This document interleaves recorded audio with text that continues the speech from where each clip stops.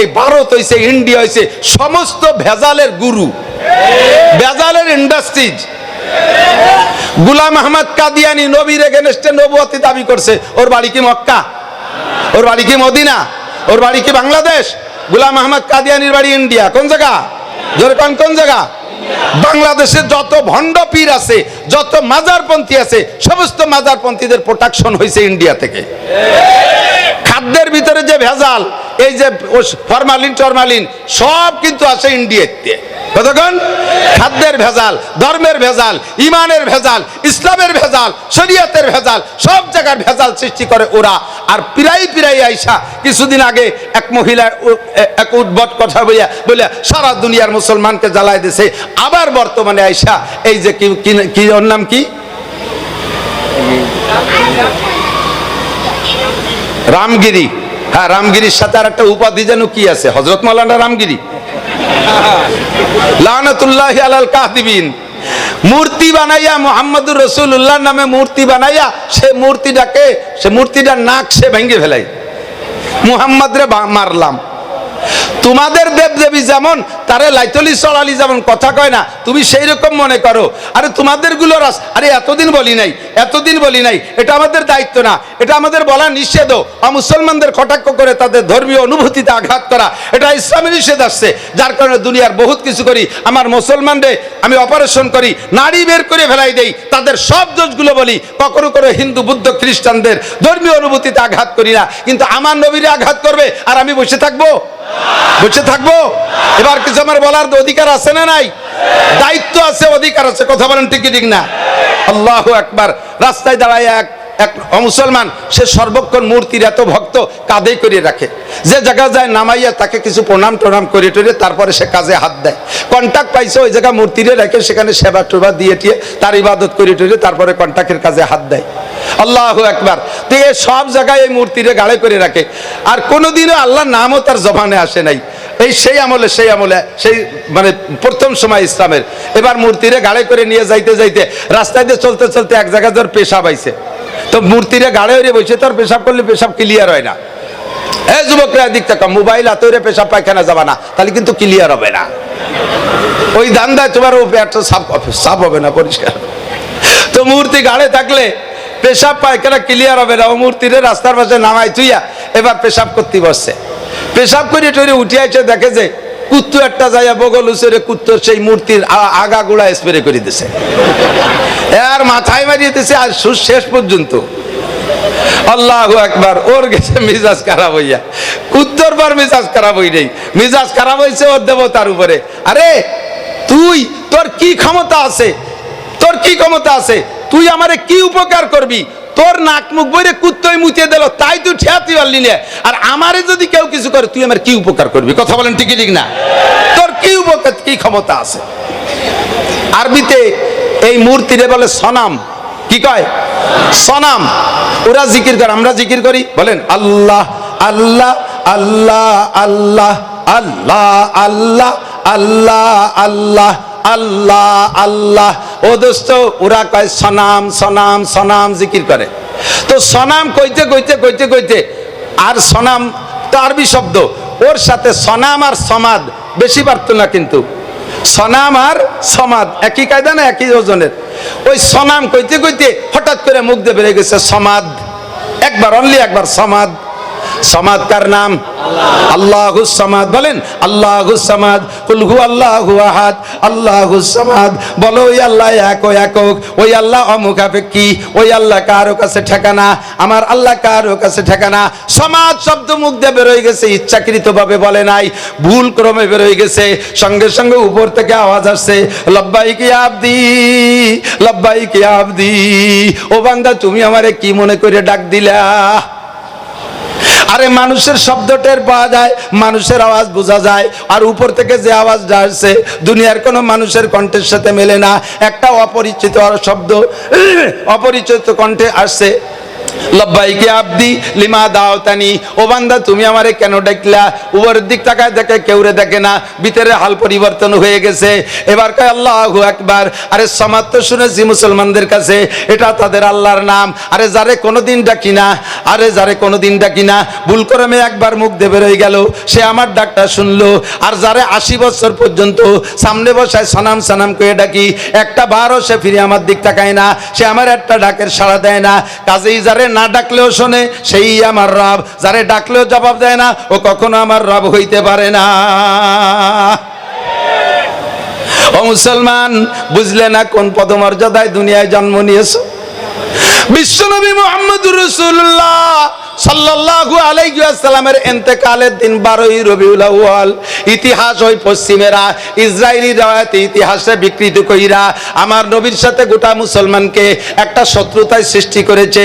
ইতিহাস বিক্রি কইরা 8ই রবিউল আউয়াল নবীর জন্ম তারিখকে একেবারে গায়েব করে দিয়া 12ই রবিউল আউয়াল জন্ম দিবস, 12ই রবিউল আউয়াল মৃত্যু দিবস, মৃত্যু দিবসটাকে ঈদে মিলাদুন নবীর নাম দিয়া জন্ম তারিখকে প্রাধান্য দিয়া আমাদেরকে ঈদ করায়, আনন্দ করায়। যেদিন আমি শোক করব সেদিন আমাদেরকে দিয়ে আনন্দ করায়। ইন্না লিল্লাহি মালাইকাতান সায়াহিনা ফিল আরদে ইউবাল্লিগুনি সালাম মিন উম্মতি।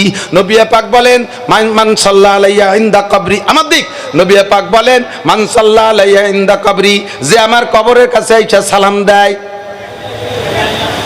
যে আমার কবরের কাছে আইসা সালাম দেয়, সামিতুহু, আমি ওইটা শুনি। কন্যা সুবহানাল্লাহ। হায়াতুন নবী শুয়ে আছে সোনার মদিনায়, কবরে নবী জিন্দা। যদি কেউ কবরের কাছে যে সালাম দেয় নবীকে আমি শুনি। আমান সাল্লাল্লাহু আলাইহি নায়ান, যদি কেউ দূর থেকে সালাম দেয় ওইটা আমি শুনি না।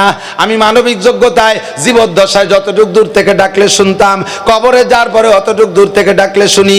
যতটুক দূর থেকে সালাম দিলে শুনতাম, কবরে যাওয়ার পরে অতটুক দূর থেকে সালাম দিলে শুনবো। আরে আমি মদিনায় বৈশা বাংলাদেশের সালামের আওয়াজ আমি জীবদ্দশায় শুনতাম না। কাজেই মরার পরও বাংলাদেশের থেকে সলাত ও সালাম পাঠাইলে ওইটা আমি নিজ কানে শুনবো না। তবে আমার কাছে উবলিগতুহু, এই দুরুদ ও সালাম আমার কাছে পৌঁছাই দেওয়া হবে।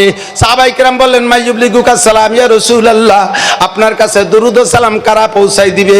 নবী পাক বলেন ইন্না লিল্লাহি মালাইকাতান সায়াহিনা ফিল আরদি ইউবাল্লিগুনি সালাম মিন উম্মতি। কোটি কোটি পর্যটক ফেরেশতা ভ্রমণ করে, তাদের আর কোনো দায়িত্ব নাই। ওদের দায়িত্ব হলো কে কোন জায়গা থেকে দুরুদ ও সালাম পড়ে ঠিকানা সহ তারিখ সহ আমার কাছে পৌঁছাইয়া দেয়। আর পৌঁছানোর সঙ্গে সঙ্গে আমি আমার উম্মতের নামে সালামের জবাব পাঠাইয়া দেই।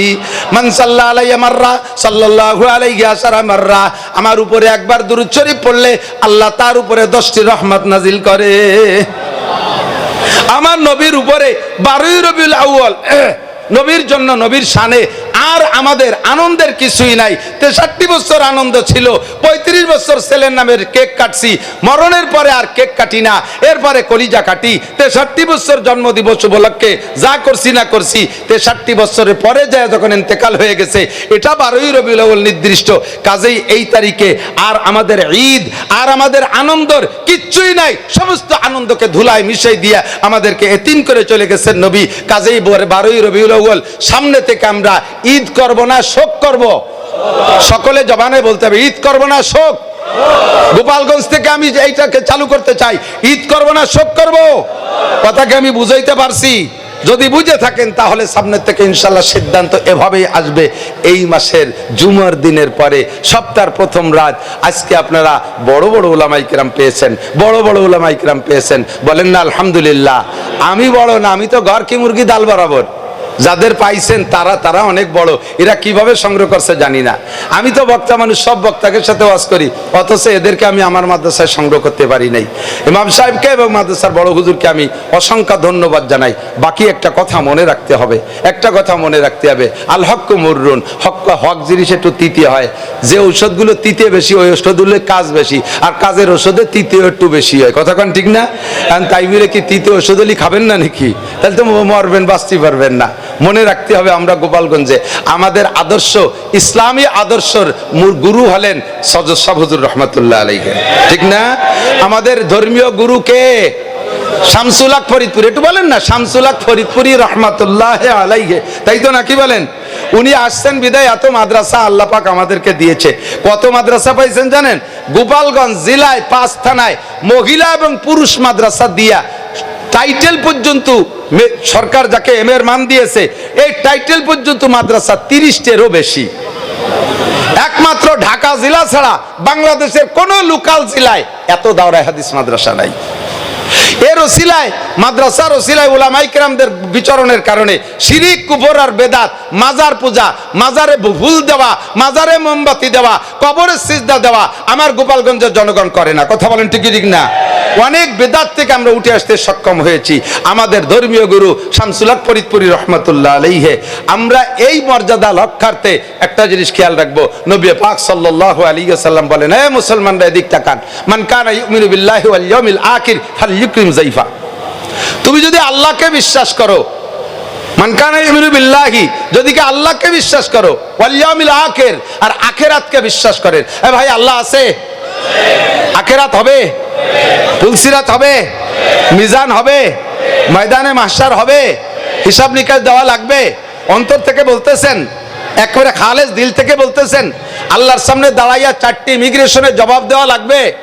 এই কথায় যদি তুমি বিশ্বাসী হও, তাহলে তুমি একটা কথা মনে রাখবা, ফালইউকরিম যায়ফা, তুমি তোমার মেহমানকে পর্যাপ্ত মেহমানদারি করবা। মেহমান যাতে খুশি, মেহমানকে বুঝে শুনে তার রুচি অনুযায়ী মেহমানদারি করবা, মেহমানকে অসম্মানী করবা না। মেহমান যেমন চায় তাকে সেভাবে মেহমানদারি করবা। এদিক তাকান, মেহমানদারির পদ্ধতি কি? মেহমান সর্বপ্রথম চায় আমার সাথে একটু সুন্দর সাক্ষাৎ করুক। কথা বলেন, বাড়িওয়ালা এসে ইস্তেকবাল করবে, অভ্যর্থনা জানাবে, আসসালামু আলাইকুম রাহমাতুল্লাহ, সালাম দিয়ে মুসাফা করে, পারলে সুযোগ থাকলে বুকে জড়িয়ে ধরবে, কোলাকুলি করবে, সুন্দর করে সালাম দিয়ে মুসাফা করবে, বুকের সাথে কোলাকুলি করবে। এরপর বাড়ির যাকে মেহমান যাকে যেখানে নেয়ার মতো তারে সে জায়গা নিয়ে বসাবে। এরপরে মেহমানের রুচি জিজ্ঞেস করবে। এখন আপনি বেতাকাল্লুফ, কোনো বানাউট ছাড়া আপনি বলেন আপনার রুচিতে কি চায়। এইভাবে হযরত ইব্রাহিম খলিলুল্লাহ আলাইহিস সালাতু ওয়াস সালাম একটা গল্প আমার মনে পড়ে গেছে। বানিয়েছেন বিসমিল্লাহ।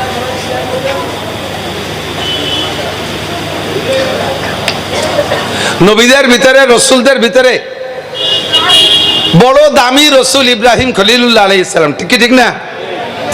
আন্তর্জাতিক খ্যাতি সম্পন্ন বিশ্ববিখ্যাত ধামলা মিস্টার নমরুদ, এর সাথে দীর্ঘদিন যুদ্ধ বিগ্রহ।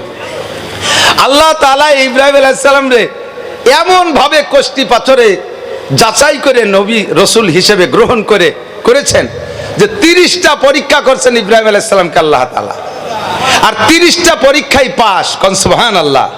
আল্লাহ নিজেই বলেন, ওয়াইদিব তালা ইব্রাহিম রাব্বুহু বিকালিমাতিন ফাআতাম্মাহুন্না, আমি আমার ইব্রাহিম রে অনেক পরীক্ষা নিয়েছি, সমস্ত পরীক্ষায় সে পাস করেছে গোল্ডেন এ প্লাস। এই পাশের কারণে, ইব্রাহিম আলাইহিস সালামের এই যোগ্যতার কারণে ইব্রাহিম আলাইহিস সালামকে আল্লাহ তাআলা অন্য নবীদের চাইতে আলাদা একটা পদ দিয়ে দিয়েছেন, সেটা হলো খলিলুল্লাহ। বলেন কি? আরবিতে খলিল মানে বন্ধু। এদিক দোস্ত, বাংলায় আমরা দোস্ত বলি, বন্ধু বলি, বিভিন্ন ভাষা বলি। আরবিতে দোস্ত বন্ধু বোঝানোর জন্য রফিক, সদিক, খলিল, হাবিব 4টে শব্দ। রফিক, সদিক, খলিল, হাবিব। কোন নবীকে আল্লাহ তাআলা সদিক বলতে পারেন, কোন নবীকে আল্লাহ তাআলা রফিক বলতে পারেন। ইব্রাহিম আলাইহিস সালামকে আল্লাহ তাআলা একেবারে কাছে নিয়ে গেছে, খলিল মানে ক্লোজ ফ্রেন্ড, নিকটতম বন্ধু। আর খলিলের উপরে আরেকটা ক্লাস আছে সেই বন্ধুত্বের, সেটা হলো হাবিব। সেটা কি? তো ইব্রাহিম খলিলুল্লাহ, মুহাম্মাদুর রাসূলুল্লাহ, হাবিবুল্লাহ, টুকার না মুহাম্মাদুর রাসূলুল্লাহ, হাবিবুল্লাহ, আমাদের নবী আল্লাহর হাবিব, আরো নিকটে। ইব্রাহিমুল খলিলুল্লাহ আল্লাহর নিকটতম বন্ধু, তবে আরশে আজিমে উঠতে পারে নাই, আসমানে যাইতে পারে নাই, আল্লাহ পাকের সাথে দেখা করতে পারে নাই। আমার নবী, আপনার নবী আল্লাহর হাবিবুল্লাহ হওয়ার বদৌলতে নবী পাক সাল্লাল্লাহু আলাইহি ওয়াসাল্লাম বলেন, রায়তু রাব্বি লাইলাতা উসরিয়াবি আশারা মাররা বিগাইরি হিজাব, মেরাজের রাতে আমি আল্লাহ পাকের সামনে বইসা, মা কানা বাইনি ওয়া বাইনাল্লাহি হিজাব, আমার মাঝে আর আল্লাহর মাঝে কোনো পর্দা ছিল না। আমি আমার রবকে ওই রাতে উইদাউট পর্দা, বিনা পর্দায় একে একে আমার এই চোখ দিয়ে 10 বার দেখেছি। হাবিবুল্লাহ ইব্রাহিম খলিলুল্লাহ, এটাও কম না। ইসমাইল জবিহুল্লাহ আলাইহিস সালাম, ইব্রাহিম আলাইহিস সালামের ছেলে, ইব্রাহিম আলাইহিস সালামকে জিজ্ঞেস করছেন, আব্বাজান সব নবী যা করে আপনিও তাই করেন, উম্মতরে কলেমার দাওয়াত দেন, হক কথা বলেন, আর না হক বাতিলের থেকে ফিরতে বলেন, সৎ কাজের আদেশ দেন, অসৎ কাজের নিষেধ করেন। সব নবীও যা বলে আপনিও তাই বলেন, সব নবীও যা করে আপনিও তাই করেন। কোন নবীকে আল্লাহ তাআলা খলিল বললেন না, আল্লাহ পাক আপনাকে খলিল বললেন। আপনার কি যোগ্যতা, আপনার কোন কারণে আল্লাহ খলিল বললেন, আমার দিকে খেয়াল করতে হবে কথা। উনি জ্বালা শুরু হবে। নবী আলাইহিস সালাতু ওয়াস সালাম 40 বছর পর্যন্ত জীবনের ছোটবেলা থেকে, শিশুকাল থেকে হুজুর উত্তম চরিত্রের অধিকারী ছিলেন। হুজুরের এই ভালো চরিত্রটা উম্মতের জনগণের কাছে পৌঁছে গিয়েছিল, সকলে হুজুরকে ভালোবাসতেন। এই ভালোবাসার ভিতর দিয়া নবী আলাইহিস সালাতু ওয়াস সালাম শিশু থেকে কিশোর, কিশোর থেকে বড় হইয়া যখন হুজুর 40 বছর বয়সে উপনীত হলেন, পৌঁছলেন, আল্লাহর পক্ষ থেকে বয়সের সময় সীমা পৌঁছে গেল, নবুয়তি পাওয়ার বয়স 40 বছর হলে হুজুরকে আল্লাহ তাআলা নবুয়তি দিলেন। নবুয়তি পাওয়ার আগ পর্যন্ত গোটা আরবে নবী আলাইহিস সালাতু ওয়াস সালামের সুনাম, সুখ্যাতি, প্রশংসা ছিল। একটা মানুষও হুজুরের আখলাকের উপরে, চরিত্রের উপরে সমালোচনা করতে পারে নাই। আপনার কি বিশ্বাস হয় নাকি, কথা বলেন? নবী পাক সাল্লাল্লাহু আলাইহি ওয়াসাল্লাম যখন 40তম বছর বয়সে বা 40 বছর পার হওয়ার পরে নবুয়তি পেলেন, নবুয়তি পাওয়ার পরে আমর বিল মারুফের চাইতে শুরুতে আসছে নাহিয়ানিল মুনকার আগে। কারণ আরবিতে বলে জলবে মানফাতের চেয়ে দফে মাজাররাত মুকদ্দম, বাংলায় বলে ভিটামিন খাওয়ার চাইতে আগে রোগ মুক্ত হওয়া। ভিতরে রোগ থাকা অবস্থায় যদি ভিটামিন খায় তাহলে আরো অ্যাকশনের চেয়ে রিঅ্যাকশন হয়। এই জন্য ডাক্তারদের থিওরি হলো আগে রোগ মুক্ত করা। তো নবী আলাইহিস সালাতু ওয়াস সালাম আল্লাহ পাকের নির্দেশে জনগণের ভিতর থেকে আগে রোগ মুক্তির চিকিৎসাটা হুজুর লাগাইলেন। তাদের যে স্বভাব ছিল সেই স্বভাবের উপরে হুজুর প্রতিবাদ জানাইলেন। তাদের যে তাৎক্ষণিক আমল ছিল সে পর্যন্ত সে আমলের প্রতিবাদ জানাইলেন। 1 নম্বরে কুলু লা ইলাহা ইল্লাল্লাহ তুফলিহুন। হে মক্কার আরবের কাফেররা, তোমরা 33 কোটি দেবদেবীর পূজা পাঠ করো, যেই দেবদেবীর 5 পয়সার ক্ষমতা নাই। ওয়া ইয়াসলুবুহুমুজ যুবাবু শাইআন লা ইয়াস্তানকিযুহু মিনহু যাওফাত তালিব ওয়াল মাতলুব। কোরআন শরীফে আল্লাহ পাক বলেন, তোমরা যার পূজা পাঠ করো তাদের যোগ্যতা সম্পর্কে অবশ্যই তোমরা জানো। কি তাদের যোগ্যতা? ওয়া ইয়াসলুবুহু লা ইয়াখলুকু যুবাবান। তোমরা যার পূজা করো, তোমরা যার কাছে প্রার্থনা করো, যার কাছে কিছু চাও, তাদের বিভিন্ন নাম তোমরা রেখেছো। কের নাম লক্ষ্মী, কের নাম সরস্বতী, কের নাম দুর্গা, এই ইত্যাদি নাম করেছে। আরবের মানুষের নাম রাখছে লাত, উজ্জা, মানাত, হুবল। এমন করে মূর্তিদের নাম রেখে রেখে এক একজনের ভিতরে এক একটা যোগ্যতা আছে, মনে করে তার কাছে সেইভাবে প্রার্থনা করে। তো তোমাদেরকে আমি বলি, ইন্নাল্লাযীনা তাদউনা মিন দুনিল্লাহ, তোমরা যার পূজা পাঠ করো, আল্লাহকে বাদ দিয়ে ইবাদত করো, বলো তো লা ইয়াখলুকু যুবাবান, তারা কি একটা মাছিও বানাইতে পারে? কি বলেন, পারে? আপনারা কি বলেন, পারে? যাদের পূজা করা হয় তারা কি একটা মাছিও বানাইতে পারে? আমি আপনি স্বীকার না করলেও আল্লাহ পাক বলেন লামে নফি তাকিদ বা লান, ওলামাই কেরাম জানে, লাই ইয়াখলুকু, বিগত কোনোদিন বানায় নাই, একটা মাছিও তারা বানায় নাই।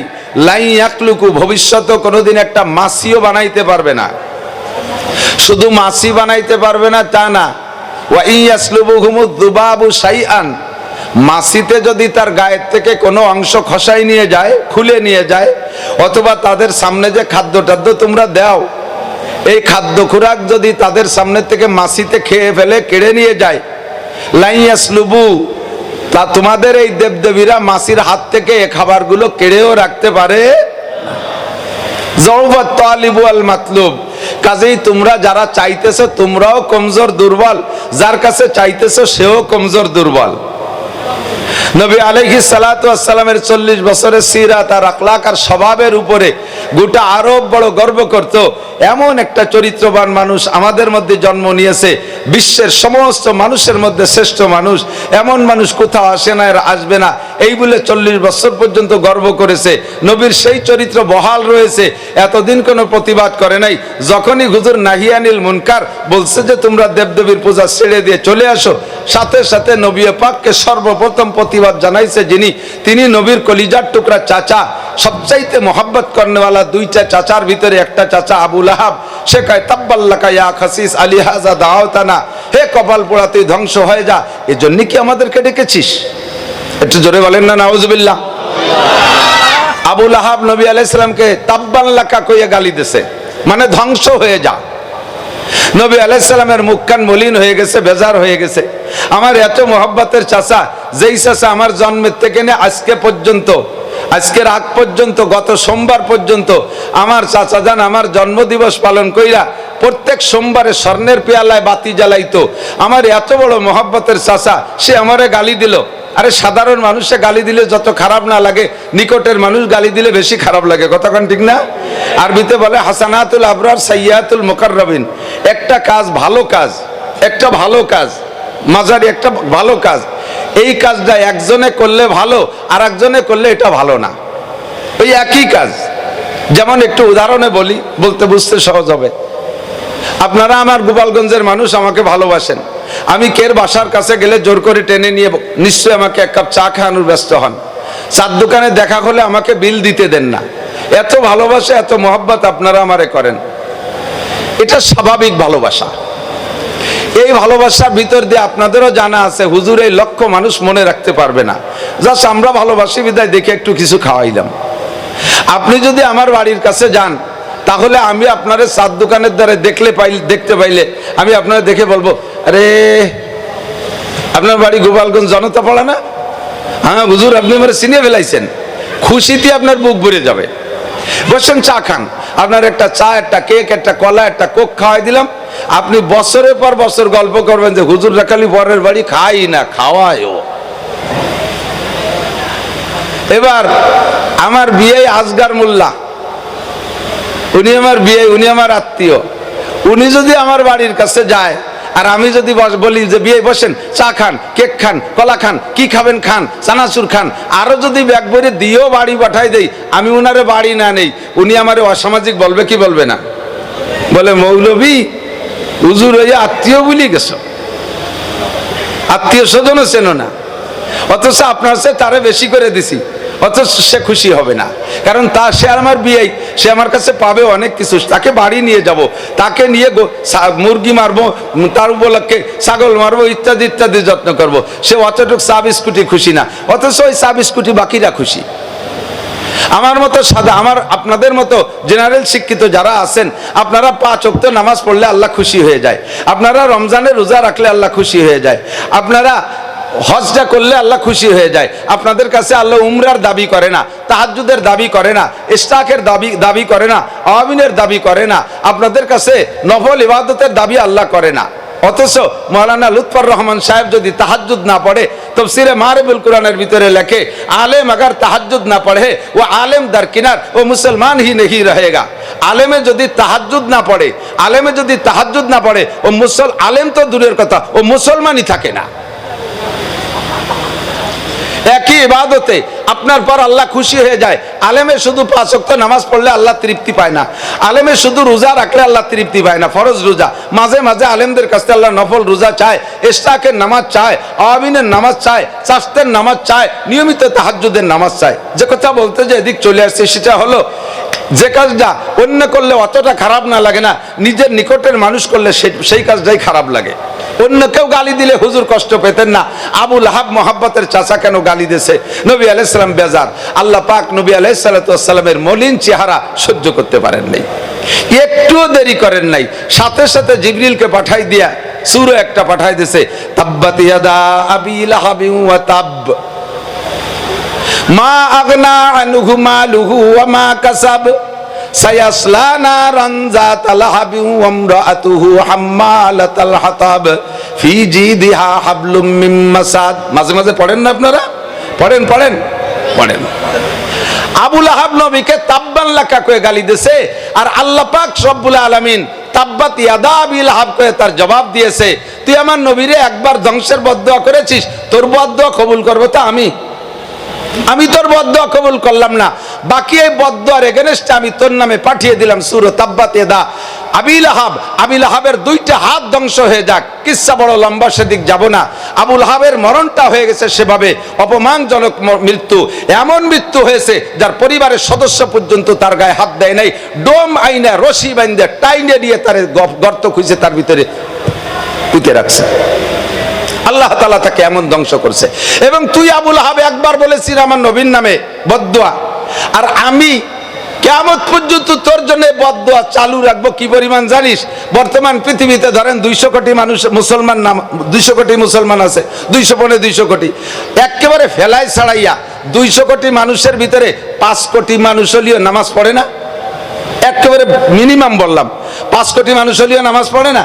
তো 5 কোটি মানুষের ভিতরে কি প্রত্যেক দিন 1 লাখ মানুষ কি তাব্বাত ইয়াদা সূরা পড়ে না? তো তুই একবার বদদুয়া করছিস, ডেলি তোর নামে 1 লক্ষ বার বদদুয়া যাইতে থাকবে, আর এইভাবে কিয়ামত পর্যন্ত চলতে থাকবে। বলতে চাইছে এই কথাটা যে নবী আলাইহিস সালাম যতক্ষণ পর্যন্ত সৎ কাজের আদেশ দিয়েছে অতক্ষণ পর্যন্ত কোনো রিয়াকশন নেই, যখনই তাদের অসৎ কাজের প্রতিবাদ জানাইছে তখনই নবী আলাইহিস সালামের উপরে অ্যাকশন আসছে, হুজুরের উপরে তারা ক্ষিপ্ত হয়ে গেছে। ওয়াজ হলো দুইটা কথা, শুধু আমর বিল মারুফই নিয়ে যাবেন তা না, নাহিয়ানির মুনকার যদি বলা হয় সে কথাটাও নিজের ভিতরে ত্রুটি থাকলে এখান থেকে সেটা আজকে থেকে প্রতিজ্ঞা করব যে এই অসৎ কাজগুলো আমি বুঝতাম না, উলামাই কিরাম আমারে বুঝাই দিয়েছে, আমি আজকের থেকে ওয়াদাবদ্ধ প্রতিজ্ঞাবদ্ধ ইনশাআল্লাহ হাত্তাল মউত, মরণকাল পর্যন্ত আর এই অসৎ কাজ আমি করব। একটু মুখে স্বীকার করেন, করব। অসৎ কাজ থেকে তওবা করতে পারবো তো ইনশাআল্লাহ? আর তওবা গুনাহ থেকে তওবা করার জন্য ইনশাআল্লাহ নাই, ফরজ ইবাদত ধরার জন্য ইনশাআল্লাহ বললে ধরার ওয়াদা হবে না। যেমন আপনি যদি বলেন লা ইলাহা ইল্লাল্লাহু মুহাম্মাদুর রাসূলুল্লাহ ইনশাআল্লাহ, আপনি মুসলমান হতে পারেন নাই। এই কলেমার সাথে ইনশাআল্লাহ লাগাইছেন মানে আপনার এই কথার পর ইয়াকিন নাই, যদি আল্লাহ ইয়াকিন করায় তাহলে হবে, কিন্তু কলেমার সম্পর্কে কোনো ইনশাআল্লাহ নাই। আপনি যদি ওয়াদা করেন ইনশাআল্লাহ নামাজ পড়বো, আপনার ওয়াদা হয় নাই। ইনশাআল্লাহ রোজা রাখবো, ওয়াদা হয় নাই। ইনশাআল্লাহ হজ ফরজ হলে হজ করবো, ওয়াদা হয় নাই। তাহলে ইনশাআল্লাহ কোন সময় হুজুর? অথচ আপনারাই বলেন, কোরআন শরীফে আছে ওয়ালা তাকুলান্না লিশাইইন ইন্নী ফাইলুন যালিকা গাদা ইল্লা আইয়াশা আল্লাহ, ভবিষ্যতে কোনো কাজ করার সময়, ভবিষ্যতে কোনো কাজের ইচ্ছা থাকলে ওই ব্যাপারে তুমি ইনশাআল্লাহ ছাড়া বলবা না। আমি কালকে ঢাকা যাব, আমি কালকে সৌদি যাব, শুধু এই যাব কয়ে শেষ করবা না। আমি আগামীকাল তোমারে টাকা দেব, আমি তোমার সাথে এই করব সেই করব, যত করব সামনে আছে প্রত্যেক কর্মর সাথে ইনশাআল্লাহ। তাহলে নামাজ পড়বো এ জায়গায় ইনশাআল্লাহ দোষ কি? তাহলে রোজা রাখবো এ জায়গায় ইনশাআল্লাহ দোষ কি? হজ করবো ইনশাআল্লাহ দোষ কি? আমি ইনশাআল্লাহ চিনেই দেই। ফরজ ইবাদত ধরার ব্যাপারে ইনশাআল্লাহকে ব্যবহার করার খাদ আলাদা, কিন্তু ফরজ ইবাদতের প্রতি ওয়াদা করার জন্য যে করব এ ব্যাপারে আপনার ইনশাআল্লাহ নাই। এ জায়গা আপনাকে বলতে হবে নামাজ পড়বই, রোজা রাখবই, যাকাত দেবই, হজ করবই, পর্দা করবই, হারাম খাবই না, বিড়ি খাবই না, সিগারেট খাবই না, মদ খাবই না, জিনা করবই না, ব্যভিচার করবই না, ঘুষ খাবই না, সুদ খাবই না। এই সব জায়গার সাথে ই শব্দ ব্যবহার করতে হবে। এবার ইনশাআল্লাহ কোন জায়গায়? ইনশাআল্লাহ হলো টাইমের সাথে আর সুযোগের সাথে। বলেন ফজরের নামাজ পড়বই, একটু কোন পড়েন তো ওক্তই নেই, কি হই নেই। এই ইনশাআল্লাহ হলো ওক্তের সাথে।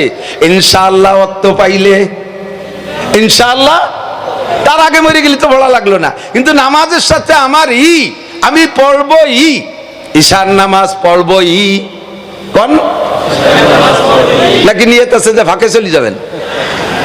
ঈশার নামাজ পড়বই, ঈশার ওক্ত ইনশাআল্লাহ পাইলে, ইনশাআল্লাহ ঈশার ওক্ত পাইলে যাকাত দেবই। একটু কোন না দেন, টাকা নাই তা কোনতে দেবো? ইনশাআল্লাহ টাকা হইলে, এই ইনশাআল্লাহ টাকার সাথে, ইনশাআল্লাহ কিসের সাথে? যাকাতের সাথে ইনশাআল্লাহ না। আমি কি বুঝতে পারতেছি? নামাজের সাথে ইনশাআল্লাহ না, যাকাতের সাথে ইনশাআল্লাহ না, এগুলো সব সুযোগের সাথে আর টাইমের সাথে। বলেন হজ করবই ইনশাআল্লাহ, তৌফিক হলে রোজা রাখবই ইনশাআল্লাহ, সুস্থ অবস্থায় রমজান পাইলে, নইলে আমার এখন রোজা রাখা লাগবে না। এবার কোন জিনা করবই না, এর জন্য ইনশাআল্লাহ কি ইনশাআল্লাহ সুযোগ পাইলেও জিনা করব না, সুদ খাবো না, খাবই না, সুদ খাবই না ইনশাআল্লাহ, সুদের সুযোগ আসলে সে সময় খাইব না, ঘুষ খাবই না ইনশাআল্লাহ, ঘুষের টাকা হাতে পাইলে সে সময় ঘুষ খাবো না। এই ইনশাআল্লাহ ও জায়গার সাথে কথা কি বোঝা গেছে?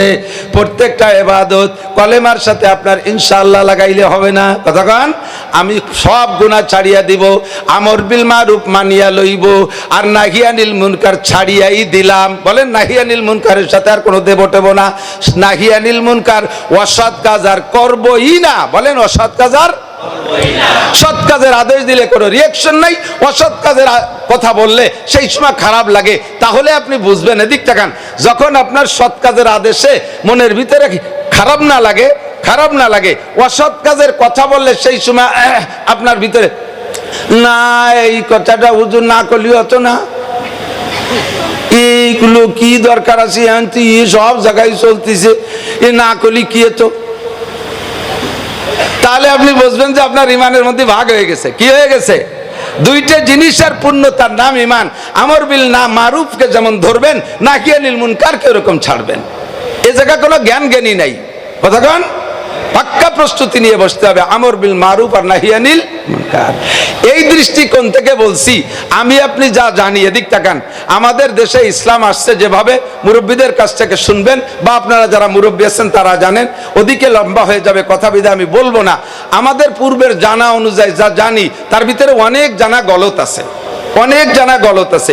এই গলতগুলো বর্তমানে আহলে হক ওলামায়ে কেরাম সব কিছুরই তো আপডেট হচ্ছে, কত কিছু জানতেন না। ছোটবেলায় ইয়া নবী সালাম আলাইকা পড়ছেন, এখন তা পড়েন না। ছোটবেলায় কত কিছু দেখছেন, এখন তার অনেক কিছুই চলে গেছে, ধীরে ধীরে চলেও যাবে ইনশাআল্লাহ। এটা হলো ইজা জাল হক জাকাল বাতিল, হক যখন এসে যায় বাতিল বিতাড়িত হয়, সূর্য যখন উদয় হয় অন্ধকার এমনি কেটে যায়। শামসুল হক সূর্য, আমাদের গহরডাঙ্গার সদস্য হুজুর শামসুল হক, হকের সূর্য আমাদের এবং উদয়ের কারণে আল্লাহর রহমতে অনেক শিরিকের দেশ থেকে বিতাড়িত, অনেক বেদাত বিতাড়িত, অনেক কুফর বিতাড়িত।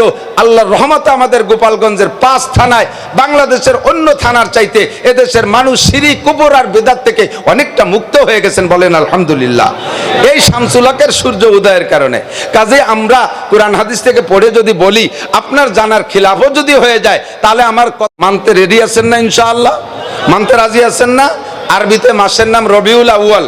কি মাস জানেন তো সবাই? বাংলায় বর্তমানে কি মাস? আশ্বিন মাস জানে 15-20 জনে, ইংরেজি সেপ্টেম্বর, একের 100 golden A plus. Rabiul Awal, এ ভাই এদিক, সেপ্টেম্বর মুখস্থ করলে একটা নেকিও হবে না, শ্রাবণ মুখস্থ করলে নেকিও হবে না, গুনাহও হবে না। তবে রবিউল আউয়াল মুখস্থ করলে একটা সুন্নতের নেকি, 100 শহীদের সওয়াব পাবেন। আমার আপনার নবী এ মাসে দুনিয়া এসেছিলেন, বলবেন আলহামদুলিল্লাহ, বলেন না খুশি না বেজার? কেন খুশি হবেন না? আমি দুনিয়ায় আসাতে তো আমি বড় খুশি, আমি নিজে দুনিয়ায় আসাতে আমি বড় খুশি, আমি বড় আনন্দিত, আমি প্লিজ আমার ছেলে মেয়ে হয়েছে তা নিয়ে আনন্দ করি। আল্লাহ পাক আমাকে একটা বড় সম্মান দিয়েছে, আমার দেশের মানুষ, সারা বাংলাদেশের মানুষ আমাকে ভালোবাসে, যেখানে যাই হাজার হাজার মানুষ জমা হয়, একটা আনন্দ তৃপ্তি আমি পাই। কাজে আমার জন্মের উপরে আমার খুশি, আমি দুনিয়ার অনেক রাজ ও নিয়ামত পেয়েছি, উপভোগ করতেছি, আমি বড় খুশি। আসার পরে আমি আশরাফুল মখলুকাত উপাধি পেয়েছি, আমি আল্লাহর পর বড় খুশি আছি, আল্লাহ পাকের পর বড় খুশি আছি আমি। এখন আমার এই অবস্থান আর আমার এই জগতে আসার উপরে যে আমি খুশি, কিন্তু আসলাম কার ওসিলায়? সেই যার ওসিলায় আসলাম, সে আসার কারণে আমি আরো বেশি খুশি হব না? কথা বলেন। লাউলা ঘুমা খালাকাল আফলাকা খালিকুহা লাউলা ঘুমা খরাজাল ইনসানু মিন আদামি। আমার নবীকে না বানাইলে আল্লাহ গোটা মানব জাতি বানাইতেন না, চন্দ্র বানাইতেন না, সূর্য বানাইতেন না, আসমান বানাইতেন না, জমিন বানাইতেন না, জিন বানাইতেন না, অনেক কিছু বানাইতেন না। নবী পাকের আগমনের ওসিলায়, নবী পাকের উদ্দেশ্য কইরা আল্লাহ পাক হাজার হাজার লক্ষ লক্ষ মখলুক সৃষ্টি করেছেন, তার ভিতরে আমিও সৃষ্টি হয়েছি। আর আমার সৃষ্টির উপরে যদি আমি খুশি হই, আমার নবীর সৃষ্টির উপরে আমি এর চাইতে কোটি কোটি গুণ বেশি খুশি।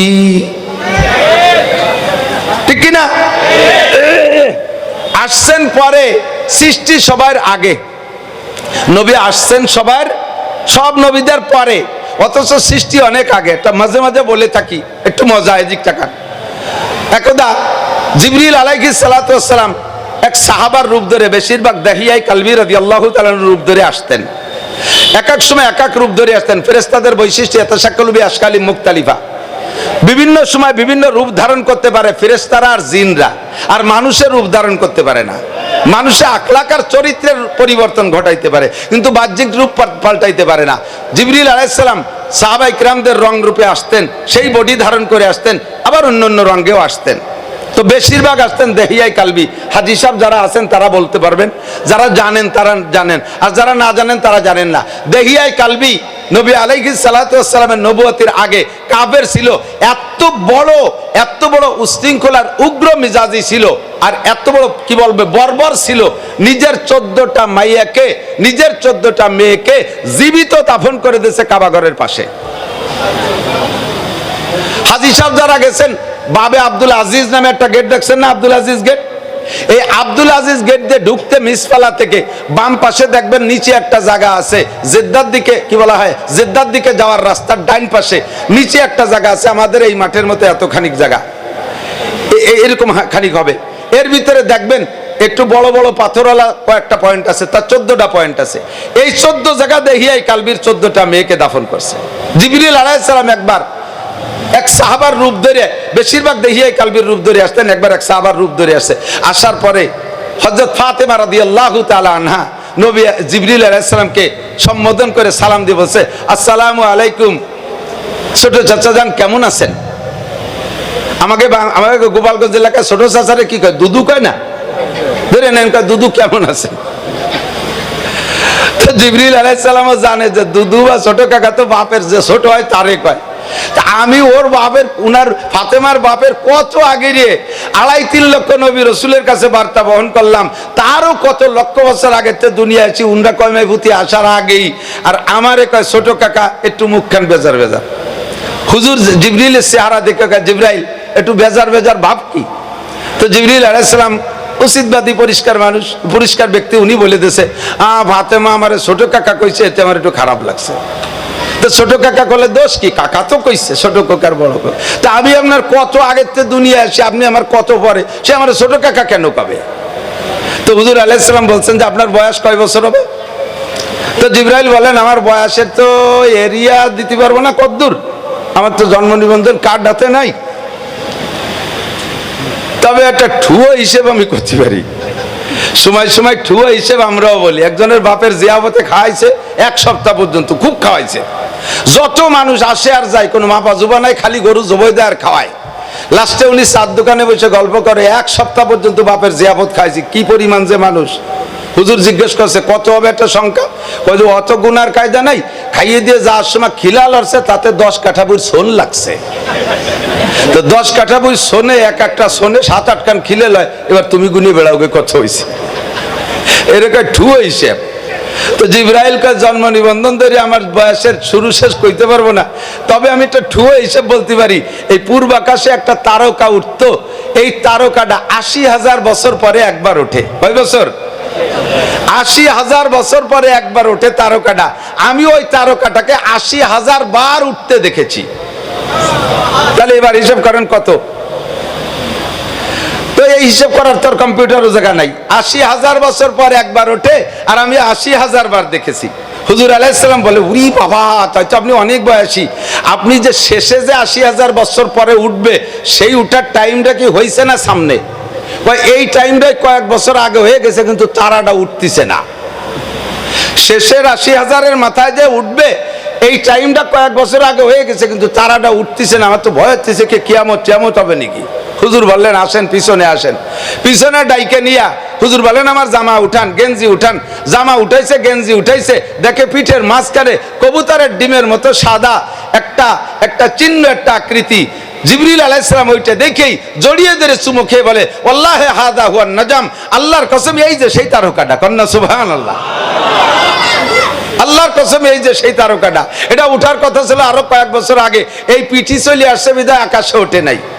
হুজুর বললেন ওয়াল্লাহি আনা হুয়া, আল্লাহর কসম আমি সেই ৮০,০০০ বার উঠা তারকাটা। তা আপনি কয়বার দেখছেন? কয়টার আমি ৮০,০০০ বার দেখছি। হুজুর বলেন জিবরাইল আপনি দেখার আগেও আমি ৮০,০০০ বার উঠছি। এবার আপনি ছোট কাকা না বড় কাকা কন? আল্লাহু আকবার। আমার নবী সবার আগে এসেছেন, সবার পরে এসে আমাদেরকে ধন্য করেছেন। এই রবিউল মাসে এসেছিলেন। বলেন রবিউল আউয়াল মাসে। কোন মাসে? রবি। আপনারা খুশি না বেজার? নবী আলাইহিস সালামের আগমনে খুশি না বেজার? নবী আলাইহিস সালামের জন্ম হয়েছে কয় তারিখ? রবিউল আউয়াল মাসে। মাস রবিউল আউয়াল, বার সোমবার, টাইম শোবে সাদেক। তিনটের ভিতরে কোনো মতানৈক্য নেই, তবে তারিখের ভিতরে মতানৈক্য। 90%, 90%, বরঞ্চ 95% ঐতিহাসিকদের খেয়াল রায় হলো নবী পাকের জন্ম হয়েছিল রবিউল আউয়াল মাসের 8 তারিখ। 5% ঐতিহাসিকরা বলে 12 তারিখ। আমি এই 8 আর 12-র ইখতিলাফ বাদ দিয়া আমি 12 তারিখটাই ধরে নিলাম, যেহেতু সময় কম আমি হজের দিকে যাব। 12 তারিখই ধরে নিলাম নবী পাকের জন্ম তারিখ। এই 8 আর 12 নিয়ে জন্ম তারিখের মধ্যে ইখতিলাফ আর মতানৈক্য, কিন্তু মৃত্যু হয়েছে 12 তারিখের মধ্যে কোনো সন্দেহ কথা বলেন আছে? আপনার একটা ছেলে আজ থেকে 35 বছর আগে জানুয়ারি মাসের 1 তারিখে জন্ম নিয়েছে। আপনি গোপালগঞ্জের ভালো শিক্ষিত একজন ভালো ফ্যামিলির লোক, লেখাপড়া জানেন, আপনার পয়সা আছে, আপনার ভিতরে রুচি আছে, আর বর্তমান রুচিশীল যারা যা করে থাকে আপনি সামাজিক প্রথায় তার একটুও কম করেন না। 35 বছর আগে আপনার ছেলেটা জন্ম নিয়েছে, চাঁদের মতো ফুটফুটে ছেলে। এক তো আপনার ছেলে তো ছেলেই, তারপরে আবার চেহারাটাও সেরকম। আপনি সেই থেকে নিয়ে ছেলের পর সন্তুষ্ট হইয়া আপনি প্রত্যেক বছর 1 জানুয়ারি তার জন্মদিবস উপলক্ষে কেক কাটেন। আমাদের দেশে কেক কাটাকাটি আছে না? আরে যদিও কেক কাটা জায়েজ নাই, জন্মদিবস পালন করা জায়েজ নাই, তবু আপনি করে থাকেন। আমি যেটা বলছি আর কি, আপনি এই 35 বছর পর্যন্ত 1 জানুয়ারি জন্মদিবস পালন করে কেক কাটছেন। ছেলেটা বিসিএস ক্যাডার, ভালো চাকরি পেয়ে গেছে, ভালো পদমর্যাদায় সরকারি চাকরি পাইছে, আরো খুশি।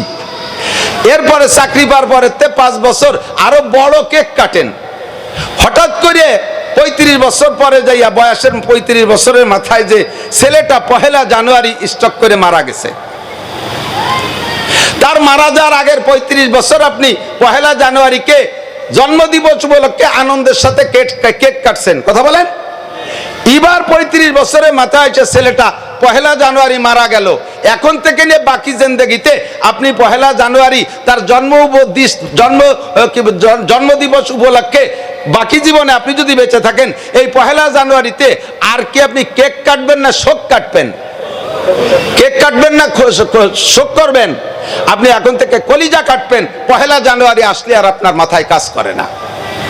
ছেলেটার কবর জড়ায় ধরে কান্দেন, তার প্যান্টটা ছিল জড়ায় ধরে কান্দেন, তার শার্টটা ছিল জড়ায় ধরে কান্দেন, তার একটা ছবি ছিল তাই বুকের সাথে জড়ায় ধরে 1 জানুয়ারিতে কান্দেন। কেন কান্দেন? আপনি কেক কাটবেন, এই দিন তো তার জন্মদিবস। 63 বছর আগে বিশ্বনবী জন্ম নিয়েছে, সেই জন্মের পরের থেকে আমরা 63 বছর ধরে নিলাম, জন্মদিবস পালন করলাম। জায়েজ না জায়েজ পরে মহব্বতের সাথে করলাম, কিন্তু 63তম বছর যাইয়া 12 রবিউল আউয়াল নবী ইন্তেকাল করলেন। এখন এই দিন আপনি খুশিতে কেক কাটবেন না এই দিন শোকের কারণে আপনি কলিজা কাটবেন? এই দিন আপনার কলিজা কাটার দিন। কথা বলেন ঠিক কি না? সাহাবায়ে কেরামের যে স্বভাব, আমারও সেই স্বভাব হতে হবে। আমি নবী পাককে ভালোবাসি আমার জীবনের চাইতে বেশি। কথা বলেন ঠিক কি না? হে মুসলমান, নবীকে যে নিজের জীবনের চাইতে বেশি ভালোবাসতে না পারবে সে লোকটা মুমিন হবে না। নবী বলেন লা ইউমিনু আহাদুকুম হাত্তা আকুনা আহাব্বা ইলাইহি মিন ওয়ালিদিহি ওয়া ওয়ালাদিহি ওয়ান নাসি আজমাইন। হে দুনিয়ার মুসলমান, তুমি অতক্ষণ পাক্কা মুমিন হতে পারবে না। খেয়াল করে না এদিক, কিয়ামতের ময়দানে আমাকে বঙ্গবন্ধু সুপারিশ করার সুযোগ পাবে কিনা জানি না, মাননীয় প্রধানমন্ত্রী শেখ হাসিনা সুপারিশ করার সুযোগ পাবে কিনা জানি না, জিয়াউর রহমান সুযোগ পাবে কিনা জানি না, এরশাদ সাহেব সুযোগ পাবে কিনা জানি না। আর তাদের সুপারিশে আমার 1 পয়সারও কাজ হবে কি হবে না তা জানি না, বরঞ্চ তাদের পাছা নিয়ে অমাবস্য শুরু হয়ে যেতে পারে। কথা বলেন ঠিক কি ঠিক না? যেই ব্যক্তির সুপারিশ ছাড়া একটা ফর্দে বসারও একজন মানুষও 1 কদম সামনে বাড়বেন না, জান্নাতে যাইতে পারবেন না, তিনি হলেন বিশ্বনবী মুহাম্মদুর রাসূলুল্লাহ সাল্লাল্লাহু আলাইহি ওয়াসাল্লাম। আমার নবী বলেন, আমার সাথে যদি জান্নাতে যাইতে চাও, নবীর সাথে জান্নাতে যাইতে চান কে কে? আল্লাহ তুমি নসিব করে। হাত ঘুরে শেখা, ক্যামেরা ঘুরো, এই নয়ন ক্যামেরা ঘুরো, হাত দেখ, গোপালগঞ্জে গিয়ে হাত দেখ। একটু তাকবীর হবে, বলবেন তো ইনশাআল্লাহ? নারায়ে তাকবীর। আল কোরআনের আলো, আল হাদিসের আলো, আল্লাহ রসুল যেখানে, কুরআন সুন্নাহ যেখানে, আলেম উলামা যেখানে, আলেম নাই যেই দলে, কুরআন নাই যেই দলে, বিশ্ব নবীর শত্রুরা, বিশ্ব নবীর শত্রুরা, ইহুদিদের দালালরা বিশ্ব নবীর অপমানকারীর দুই গালে, ভারতের ঠাকুরের দুই গালে নারায়ে তাকবীর। জাযাকুমুল্লাহ। আল্লাহ তাআলা এই হাতগুলোকে কাবার গায়ে পৌঁছায় দিক।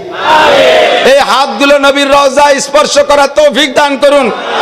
মক্কা মদিনার জমিনে হাত রাইখা সিজদা দিয়ে নামাজ পড়ার তৌফিক দান করুন। আল্লাহ এই সব হাতগুলোকে আশিকে রাসূলের কাতারে নাম লেখায় নাও। আল্লাহ এই হাত সবাই তোমার রসুলকে তার জীবন, নিজের জান মাল, মা বাপের চাইতে বেশি ভালোবাসে। এই ভালোবাসা তুমি কবুল করে নাও।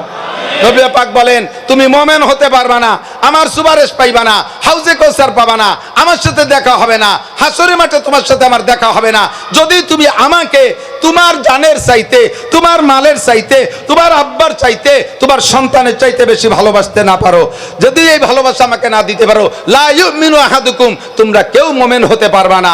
ও দোস্ত, আমার নবীকে ব্যঙ্গচিত্র করে, দুঃখ বলে, দুঃখ আমি ভাষায় ব্যক্ত করতে পারি না, বড় দুঃখ লাগে। এই ভারত হইছে, ইন্ডিয়া হইছে সমস্ত ভেজালের গুরু, ভেজালের ইন্ডাস্ট্রিজ। গোলাম আহমদ কাদিয়ানি নবীর এগেনস্টে নবুয়তি দাবি করছে। ওর বাড়ি কি মক্কা? ওর বাড়ি কি মদিনা? ওর বাড়ি কি বাংলাদেশ? গোলাম আহমদ কাদিয়ানির বাড়ি ইন্ডিয়া। কোন জায়গা? জোরে কোন কোন জায়গা? বাংলাদেশে যত ভণ্ড পীর আছে, যত মাজারপন্থী আছে, সমস্ত মাজারপন্থীদের প্রোটেকশন হয়েছে ইন্ডিয়া থেকে। খাদ্যের ভিতরে যে ভেজাল, এই যে ফরমালিন টরমালিন সব কিন্তু আসে ইন্ডিয়াতে। কতক্ষণ? খাদ্যের ভেজাল, ধর্মের ভেজাল, ইমানের ভেজাল, ইসলামের ভেজাল, শরীয়তের ভেজাল, সব জায়গার ভেজাল সৃষ্টি করে ওরা। আর পিরাই আইসা কিছুদিন আগে এক মহিলা এক উদ্ভট কথা বলে সারা দুনিয়ার মুসলমানকে জ্বালায় দিয়েছে। আবার বর্তমানে আইসা এই যে কি ওর নাম কি, রামগিরি। হ্যাঁ, রামগিরির সাথে আর একটা উপাধি যেন কি আছে, হযরত মাওলানা রামগিরি লানাতুল্লাহি আলাল কাযিবিন। মূর্তি বানাইয়া মুহাম্মদুর রাসূলুল্লাহর নামে মূর্তি বানাইয়া সে মূর্তিটার নাক সে ভেঙে ফেলাই। মুহাম্মদ রে মারলাম। তোমাদের দেবদেবী যেমন তারে লাইতলি চড়ালি যেমন কথা কয় না, তুমি সেই রকম মনে করো। আরে তোমাদের গুলো আরে এতদিন বলি নাই, এটা আমাদের দায়িত্ব না, এটা আমাদের বলা নিষেধ। মুসলমানদের কটাক্ষ করে তাদের ধর্মীয় অনুভূতিতে আঘাত করা, এটা ইসলামে নিষেধ আসছে। যার কারণে দুনিয়ার বহুত কিছু করি। আমার মুসলমানদের আমি অপারেশন করি, নারী বের করে ফেলাই দেই, তাদের সব দোষগুলো বলি। কখনো করে হিন্দু বুদ্ধ খ্রিস্টানদের ধর্মীয় অনুভূতিতে আঘাত করি না, কিন্তু আমার নবীরে আঘাত করবে আর আমি বসে থাকবো? এবার কিছু আমার বলার অধিকার আছে না নাই? দায়িত্ব আছে, অধিকার আছে। কথা বলেন ঠিক ঠিক না? আল্লাহু আকবার। রাস্তায় দাঁড়ায় এক মুসলমান, সে সর্বক্ষণ মূর্তির এত ভক্ত, কাঁধে করে রাখে। যে জায়গা যায় নামাইয়া তাকে কিছু প্রণাম টনাম করে টরে তারপরে সে কাজে হাত দেয়। কন্টাক্ট পাইছে ওই জায়গা মূর্তিরে রেখে সেখানে সেবা টোবা দিয়ে টিয়ে তার ইবাদত করে টরে তারপরে কন্টাক্টের কাজে হাত দেয়। আল্লাহু আকবার। তো এই সব জায়গায় এই মূর্তিরে গাড়ে করে রাখে, আর কোনোদিনও আল্লাহর নামও তার জবানে আসে নাই। সেই আমলে সেই মানে প্রথম সময় ইসলামের। এবার মূর্তিরে গাড়ে করে নিয়ে যাইতে রাস্তায় দিয়ে চলতে এক জায়গায় তোর পেশাব আইছে। তো মূর্তিরে গাড়ে হয়ে বসে তোর পেশাব করলে পেশাব ক্লিয়ার হয় না। এই যুবকরা দিক থেকে মোবাইল হাতে পেশাব পায়খানা যাবা না, তাহলে কিন্তু ক্লিয়ার হবে না। ওই দান্দায় তোমার ও পেটটা সাফ হবে না, পরিষ্কার। তো মূর্তি গাড়ে থাকলে পেশাব পায়খানা ক্লিয়ার হবে না। ও মূর্তিরে রাস্তার পাশে নামাই তুইয়া এবার পেশাব করতে বসছে। পেশাব করে টরে উঠে আসে, দেখে যে কুত্তু একটা যাইয়া বগল উচরে কুত্তর সেই মূর্তির আগা গোড়া স্প্রে করে দিছে, আর মাথায় মারিয়ে দিছে আর শেষ পর্যন্ত। আল্লাহু আকবার। ওর গেছে মিজাজ খারাপ হইয়া, কুত্তর পর মিজাজ খারাপ হই নেই, মিজাজ খারাপ হয়েছে ওর দেবতার উপরে। আরে তোর কি ক্ষমতা আছে? তুই আমারে কি উপকার করবি? তোর নাক মুখ বইরে কুত্তই মুতিয়ে দিল, তাই তুই ঠেয়াতে পারলি না। আর আমারে যদি কেউ কিছু করে, তুই আমার কি উপকার করবি? কথা বলেন ঠিক ঠিক না? তোর কি উপকার, কি ক্ষমতা আছে? আরবিতে এই মূর্তিরে বলে সনাম। কি কয়? সনাম। ওরা জিকির করে, আমরা জিকির করি। বলেন আল্লাহ আল্লাহ আল্লাহ আল্লাহ আল্লাহ আল্লাহ আল্লাহ আল্লাহ আল্লাহ আল্লাহ। ও দোস্ত, ওরা কয় সনাম সনাম সনাম জিকির করে। তো সনাম কইতে কইতে কইতে কইতে, আর সনাম তো আরবি শব্দ, ওর সাথে সনাম আর সমাদ বেশি পারত না, কিন্তু সনাম আর সমাদ একই কায়দা না, একই ওজনের। ওই সনাম কইতে কইতে হঠাৎ করে মুখ দিয়ে বেরিয়ে গেছে সমাদ। একবার, অনলি একবার সমাদ। সমাদ কার নাম? আল্লাহুস সামাদ। বলেন আল্লাহুস সামাদ। কুল হু আল্লাহু আহাদ আল্লাহুস সামাদ। বলো ওই আল্লাহ এক, একক, ওই আল্লাহ অমুখাপেক্ষী, ওই আল্লাহ কারো কাছে ঠিকানা, আমার আল্লাহ কারো কাছে ঠিকানা। সমাদ শব্দ মুখ দিয়ে বের হয়ে গেছে, ইচ্ছাকৃতভাবে বলে নাই, ভুল ক্রমে বের হয়ে গেছে। সঙ্গে সঙ্গে উপর থেকে আওয়াজ আসছে, লব্বাইক ইয়া আবদি লব্বাইক ইয়া আবদি। ও বান্দা, তুমি আমারে কি মনে করে ডাক দিলা? আরে মানুষের শব্দ টের পাওয়া যায়, মানুষের আওয়াজ বোঝা যায়, আর উপর থেকে যে আওয়াজটা আসছে দুনিয়ার কোনো মানুষের কণ্ঠের সাথে মেলে না। একটা অপরিচিত শব্দ অপরিচিত কণ্ঠে আসছে, লব্বাইকে আবদি লিমা দাওতানি। ও বান্দা, তুমি আমারে কেন ডাকলা? উপরের দিক তাকায় দেখে কেউরে দেখে না, ভিতরে হাল পরিবর্তন হয়ে গেছে। এবার কয় আল্লাহু আকবার। আরে সমাদ তো শুনেছি মুসলমানদের কাছে, এটা তাদের আল্লাহর নাম। আরে যারে কোনোদিন ডাকি না, আরে যারে কোনোদিন ডাকি না, ভুল ক্রমে একবার মুখ দিয়ে বের হয়ে গেল, সে আমার ডাকটা শুনলো। আর যারে 80 বছর পর্যন্ত সামনে বসায় সানাম সানাম করে ডাকি, একটা বারও সে ফিরে আমার দিক তাকায় না, সে আমার একটা ডাকের সাড়া দেয় না। কাজেই যারে না ডাকলেও শোনে, সেই আমার রব। যারে ডাকলেও জবাব দেয় না, ও কখনো আমার রব হইতে পারে না। ও মুসলমান, বুঝলে না কোন পদমর্যাদায় দুনিয়ায় জন্ম নিয়েছো? বিশ্বনবী মুহাম্মদুর রাসূলুল্লাহ সাল্লাল্লাহু আলাইহি ওয়াসাল্লামের ইন্তেকালের দিন 12ই রবিউল আউয়াল। ইতিহাস ওই পশ্চিমেরা ইসরায়েলি রাওয়ায়াতে ইতিহাসে বিকৃত কইরা আমার নবীর সাথে গোটা মুসলমানকে একটা শত্রুতায় সৃষ্টি করেছে। ইতিহাস বিক্রি কইরা 8ই রবিউল আউয়াল নবীর জন্ম তারিখকে একেবারে গায়েব করে দিয়া 12ই রবিউল আউয়াল জন্ম দিবস, 12ই রবিউল আউয়াল মৃত্যু দিবস, মৃত্যু দিবসটাকে ঈদে মিলাদুন নবীর নাম দিয়া জন্ম তারিখকে প্রাধান্য দিয়া আমাদেরকে ঈদ করায়, আনন্দ করায়। যেদিন আমি শোক করব সেদিন আমাদেরকে দিয়ে আনন্দ করায়। ইন্না লিল্লাহি মালাইকাতান সায়াহিনা ফিল আরদে ইউবাল্লিগুনি সালাম মিন উম্মতি। নবী পাক বলেন মান সাল্লাল্লাহু আলাইহি ইনদা কবরি। আমার দিক নবী পাক বলেন মান সাল্লাল্লাহু আলাইহি ইনদা কবরি, যে আমার কবরের কাছে আইসা সালাম দেয়,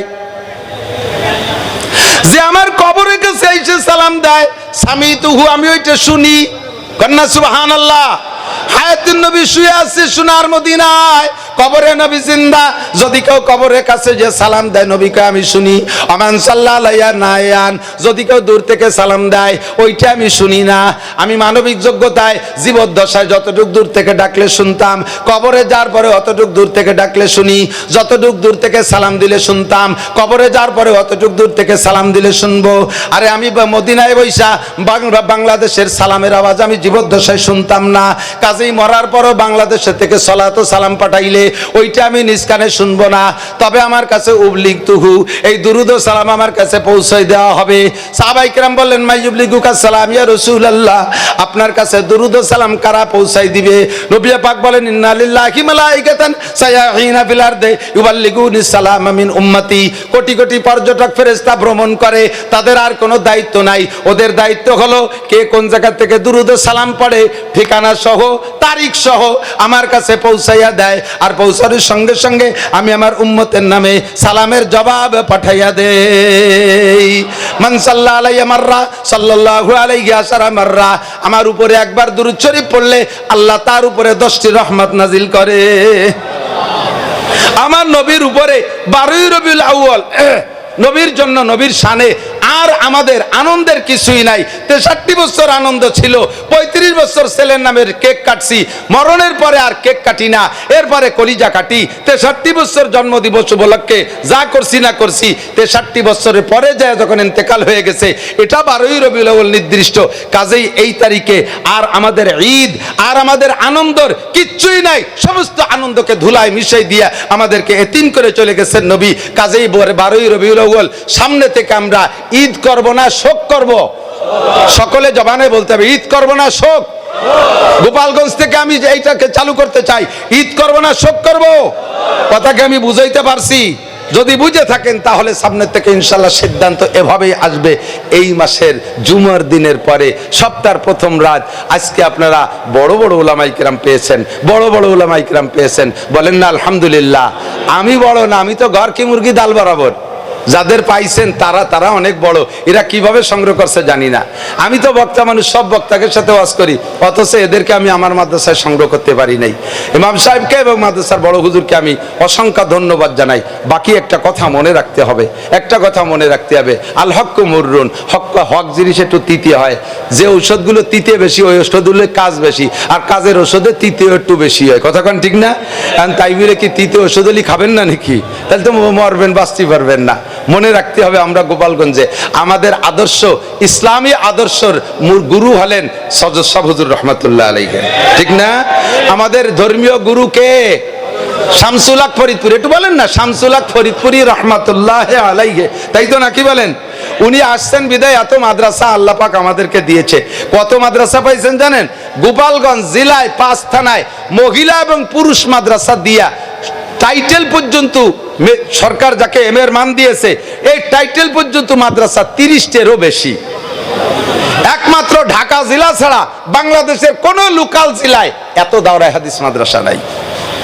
এর ওসিলায়, মাদ্রাসার ওসিলায় উলামায়ে কিরামদের বিচরণের কারণে শিরিক, কুফর আর বেদাত, মাজার পূজা, মাজারে ফুল দেওয়া, মাজারে মোমবাতি দেওয়া, কবরে সিজদা দেওয়া আমার গোপালগঞ্জের জনগণ করে না। কথা বলেন ঠিক ঠিক না? অনেক বেদাত থেকে আমরা উঠে আসতে সক্ষম হয়েছি। আমাদের ধর্মীয় গুরু শামসুল হক ফরিদপুরি রহমাতুল্লাহ আলাইহি, আমরা এই মর্যাদা রক্ষার্থে একটা জিনিস খেয়াল রাখবো। নবী পাক সাল্লাল্লাহু আলাইহি ওয়াসাল্লাম বলেন, হে মুসলমানরা এদিক তাকান, মান কানা ইউমিনু বিল্লাহি ওয়াল ইয়াউমিল আখির ফালইউকরিম যায়ফা। তুমি যদি আল্লাহকে বিশ্বাস করো, মান কানা ইউমিনু বিল্লাহি, যদি কি আল্লাহকে বিশ্বাস করো, ওয়াল ইয়াউমিল আখির, আর আখিরাতকে বিশ্বাস করেন। এ ভাই, আল্লাহ আছে?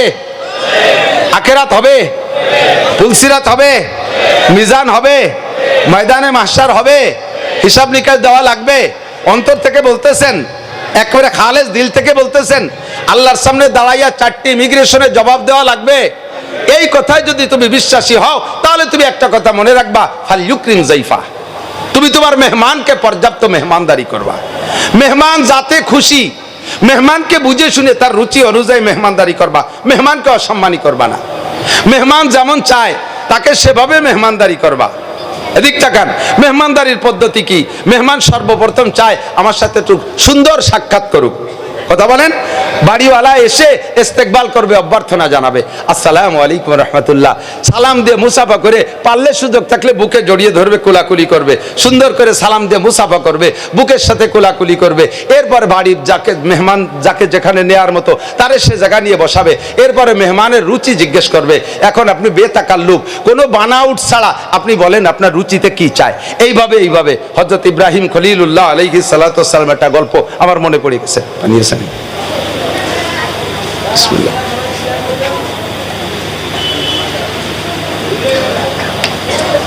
নবীদের ভিতরে, রসুলদের ভিতরে বড় দামি রসুল ইব্রাহিম খলিলুল্লাহ আলাইহিস সালাম, ঠিক না?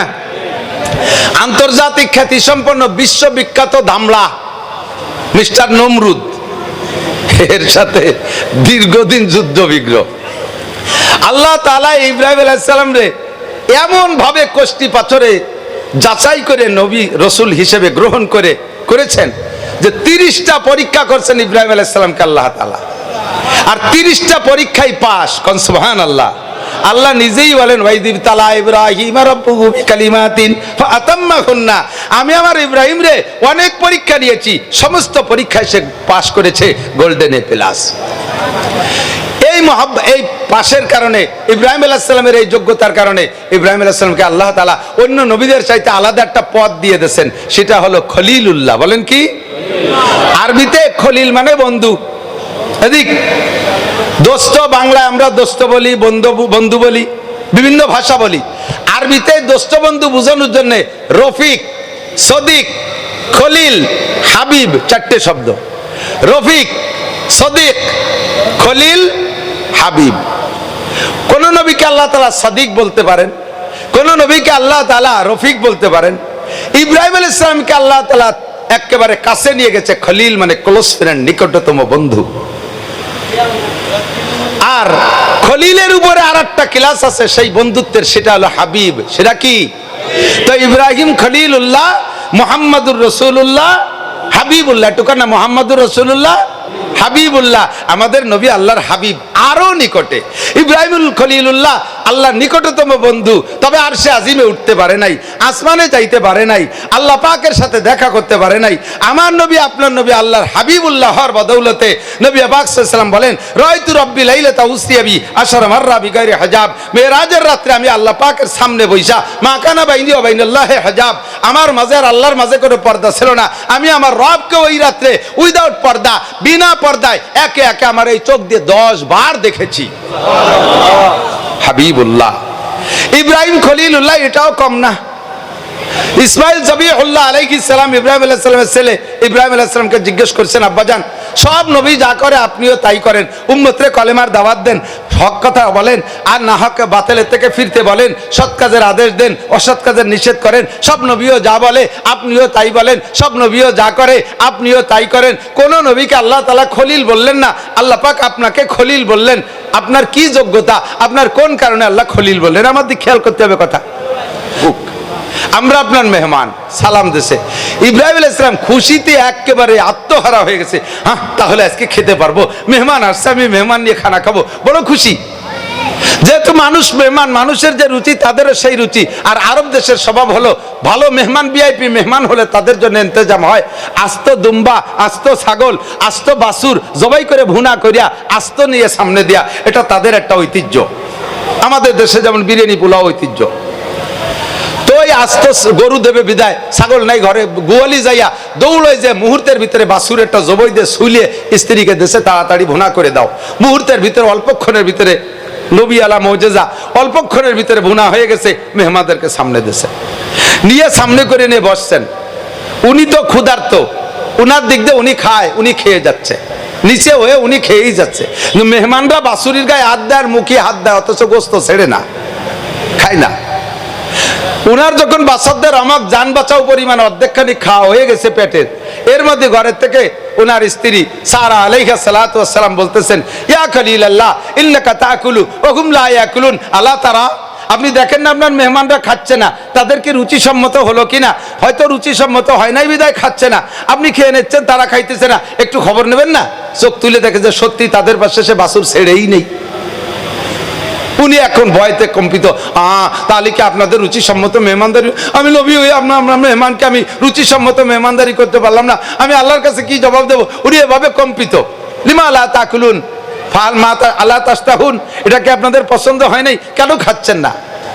জিবরিল আলাইহিস সালাম দল নেতা, উনি বলতেছেন, ইন্না লা নাকুলা ওয়ালা নাশরাবা, আমরা খাইও না, পানও করি না। খালি আজকে খাই না তা না, কোনোদিন খাই না, বিগত কোনোদিন খাই নাই, সামনে আল্লাহ বাসালি কোনোদিন খাবো না, আমরা কোনো সময় খাই না। তাহলে ফাহাল আনতুম, তোমরা কেমন মানুষ যে খাও না আর বেঁচে থাকো? তোমাদের পরিচয় কি? জিবরিল আলাইহিস সালাম জবাব দিলেন, নাহনু মালাইকাতুল্লাহ। জোরে কর না সুবহানাল্লাহ। আমরা ফেরেশতা, আমরা ফেরেশতা খাই না। তাহলে এই অভিনয়টা আপনারা কেন করলেন, আমি মেহমান ছাড়া খানা খাই না? তো জিবরিল আলাইহিস সালাম বললেন, আল্লাহ পাক আপনার এই গুণটাকে এত ভালোবেসেছেন, এত পছন্দ করেছেন যে আপনি মেহমান ছাড়া খান না, অথচ কলমে লেখা আছে আরো 2 দিন মেহমান পাবেন না। তাহলে সে 2 দিনও না খেয়ে থাকলে কষ্ট হবে। আপনাকে খানা খাওয়ানোর জন্য আল্লাহ পাক আপনার এই গুণটাকে পছন্দ করে আমাদেরকে মেহমান হিসেবে পাঠিয়ে দিয়েছেন। ইব্রাহিম আলাইহিস সালামের ইন্তেকালের আগে উনাকে বলছেন জিবরিল আলাইহিস সালাম, ইয়া খলিল আল্লাহ আতামুতাম তাহিয়া। ইব্রাহিম, আপনি কি আরো অনেক দিন বেঁচে থাকতে চান নাকি মরার জন্য প্রস্তুত আছেন? ইব্রাহিম আলাইহিস সালাম জবাব দিলেন, এনি টাইম, এভরিডে, কোনো সকাল সন্ধ্যা নাই। আমি মালিকের সাথে সাক্ষাৎ, দোস্তের সাথে মরণ ছাড়া সাক্ষাৎ হবে না। কাজে আমি মরার জন্য প্রস্তুত আছি। তবে আমার একটা দাবি, সেটা হলো আমি যতদিন বেঁচে ছিলাম অতদিন মেহমান ছাড়া খাই নেই। আমি মরার পরও কিয়ামত পর্যন্ত মানুষ আমার মেহমান হবে, এমন একটা ট্রাস্ট, এমন একটা মেহমানখানা আমি খুলে রেখে যেতে চাই। এমন একটা মেহমানখানা খুলে রেখে যেতে চাই যেখান থেকে কিয়ামত পর্যন্ত মানুষ মেহমানদারি নেবে আর আমি তার সওয়াব পাবো। এমন একটা পদ্ধতি জিবরাইল আমারে যদি শিখাই দিতে, আমি ট্রাস্টটা খুলে রেখে যেতে পারলে আমি মরণের ভিতরে তৃপ্তি পাইতাম। জিবরিল আলাইহিস সালাম চলে গেছে আল্লাহর কাছে, যে বলতে, আল্লাহ তোমার খলিল তো মরার জন্য পাগল হয়ে গেছে, তবে সে একটা মেহমানখানা খুলে রেখে আসতে চায়, যেই মেহমানদারিটা সমস্ত মানুষে গ্রহণ করবে। আরে ভাই এদিক তাকান, সিগারেটের কারখানা খুলে রেখে গেল, কি আমরা হুজুররা খাবো? মদের কারখানা খুলে রেখে গেল, মাদারুরা খাবে। গাজার কারখানা খুলে রাখলো, গাজাখোররা খাবে। ইয়াবা পার্টি ইয়াবা খাবে। সবাই খায় এমন কি হতে পারে? বাদ বাঙালিরা খায়, ওরা খায় রুটি। এক এক দেশের মানুষ এক একটা খায়। কি মেহমানদারি খুলে রেখে যাওয়া যায়? এই নিয়ে আল্লাহ পাকের কাছে প্রস্তাব পাঠাইছে জিবরাইলের মাধ্যমে। আল্লাহ পাক বললেন, আরে যে যা খাক না খাক, একটা জিনিস সবাই খায়, সেটা হলো লবণ। এটা সবাই খায়। সে সময় পর্যন্ত দুনিয়ার নদ নদী সাগর সমুদ্রে লবণ ছিল না। আল্লাহ পাক জিবরিলকে বললেন, এক মুঠ লবণ নিয়ে আমার ইব্রাহিমের হাতে দাও। ইব্রাহিম লবণটা হাতের মধ্যে রগড়াবে, এরপরে পানিতে ফেলে দাও। পানিতে ফেলার পরে মিকাইলের দায়িত্ব দাও, পানির মাধ্যমে সারা পৃথিবী মানুষের কাছে এই লবণ পৌঁছে দেবে। বিশ্বের যে যেখান থেকে পানির ভিতর থেকে লবণ তুলে বের করে খাবে, আমার ইব্রাহিমের মেহমান হবে। আমার ইব্রাহিম কবরে বসে মেহমানদারি সওয়াব পেতে থাকবে।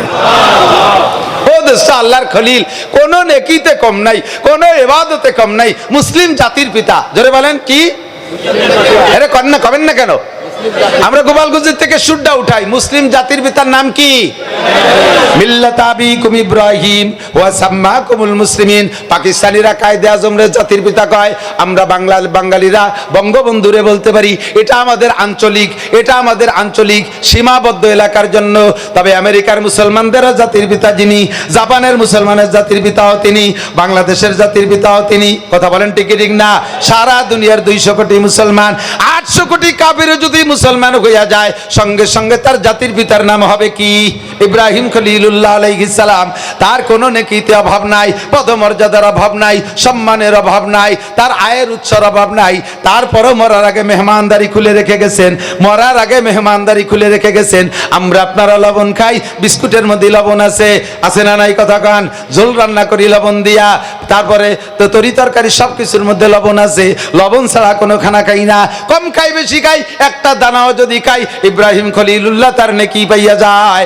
অত বড় বুজুর্গ, অত বড় জলিলুল কদর নবী হইয়া সে যদি এরকম মরণের পরে কিয়ামত পর্যন্তর জন্য একটা সাদকায়ে জারিয়া, একটা স্থায়ী আয়ের উৎস খুলে রেখে যেতে পারে, তাহলে আমার আপনার কিছু দায়িত্ব আছে না নাই? কখন মরবো বলতে পারি না, কতক্ষণ বাঁচবো বলতে পারি না। কথা বলুন ঠিক কি ঠিক না? নেকি যা করছি এতে কি হবে তা আল্লাহই ভালো জানে।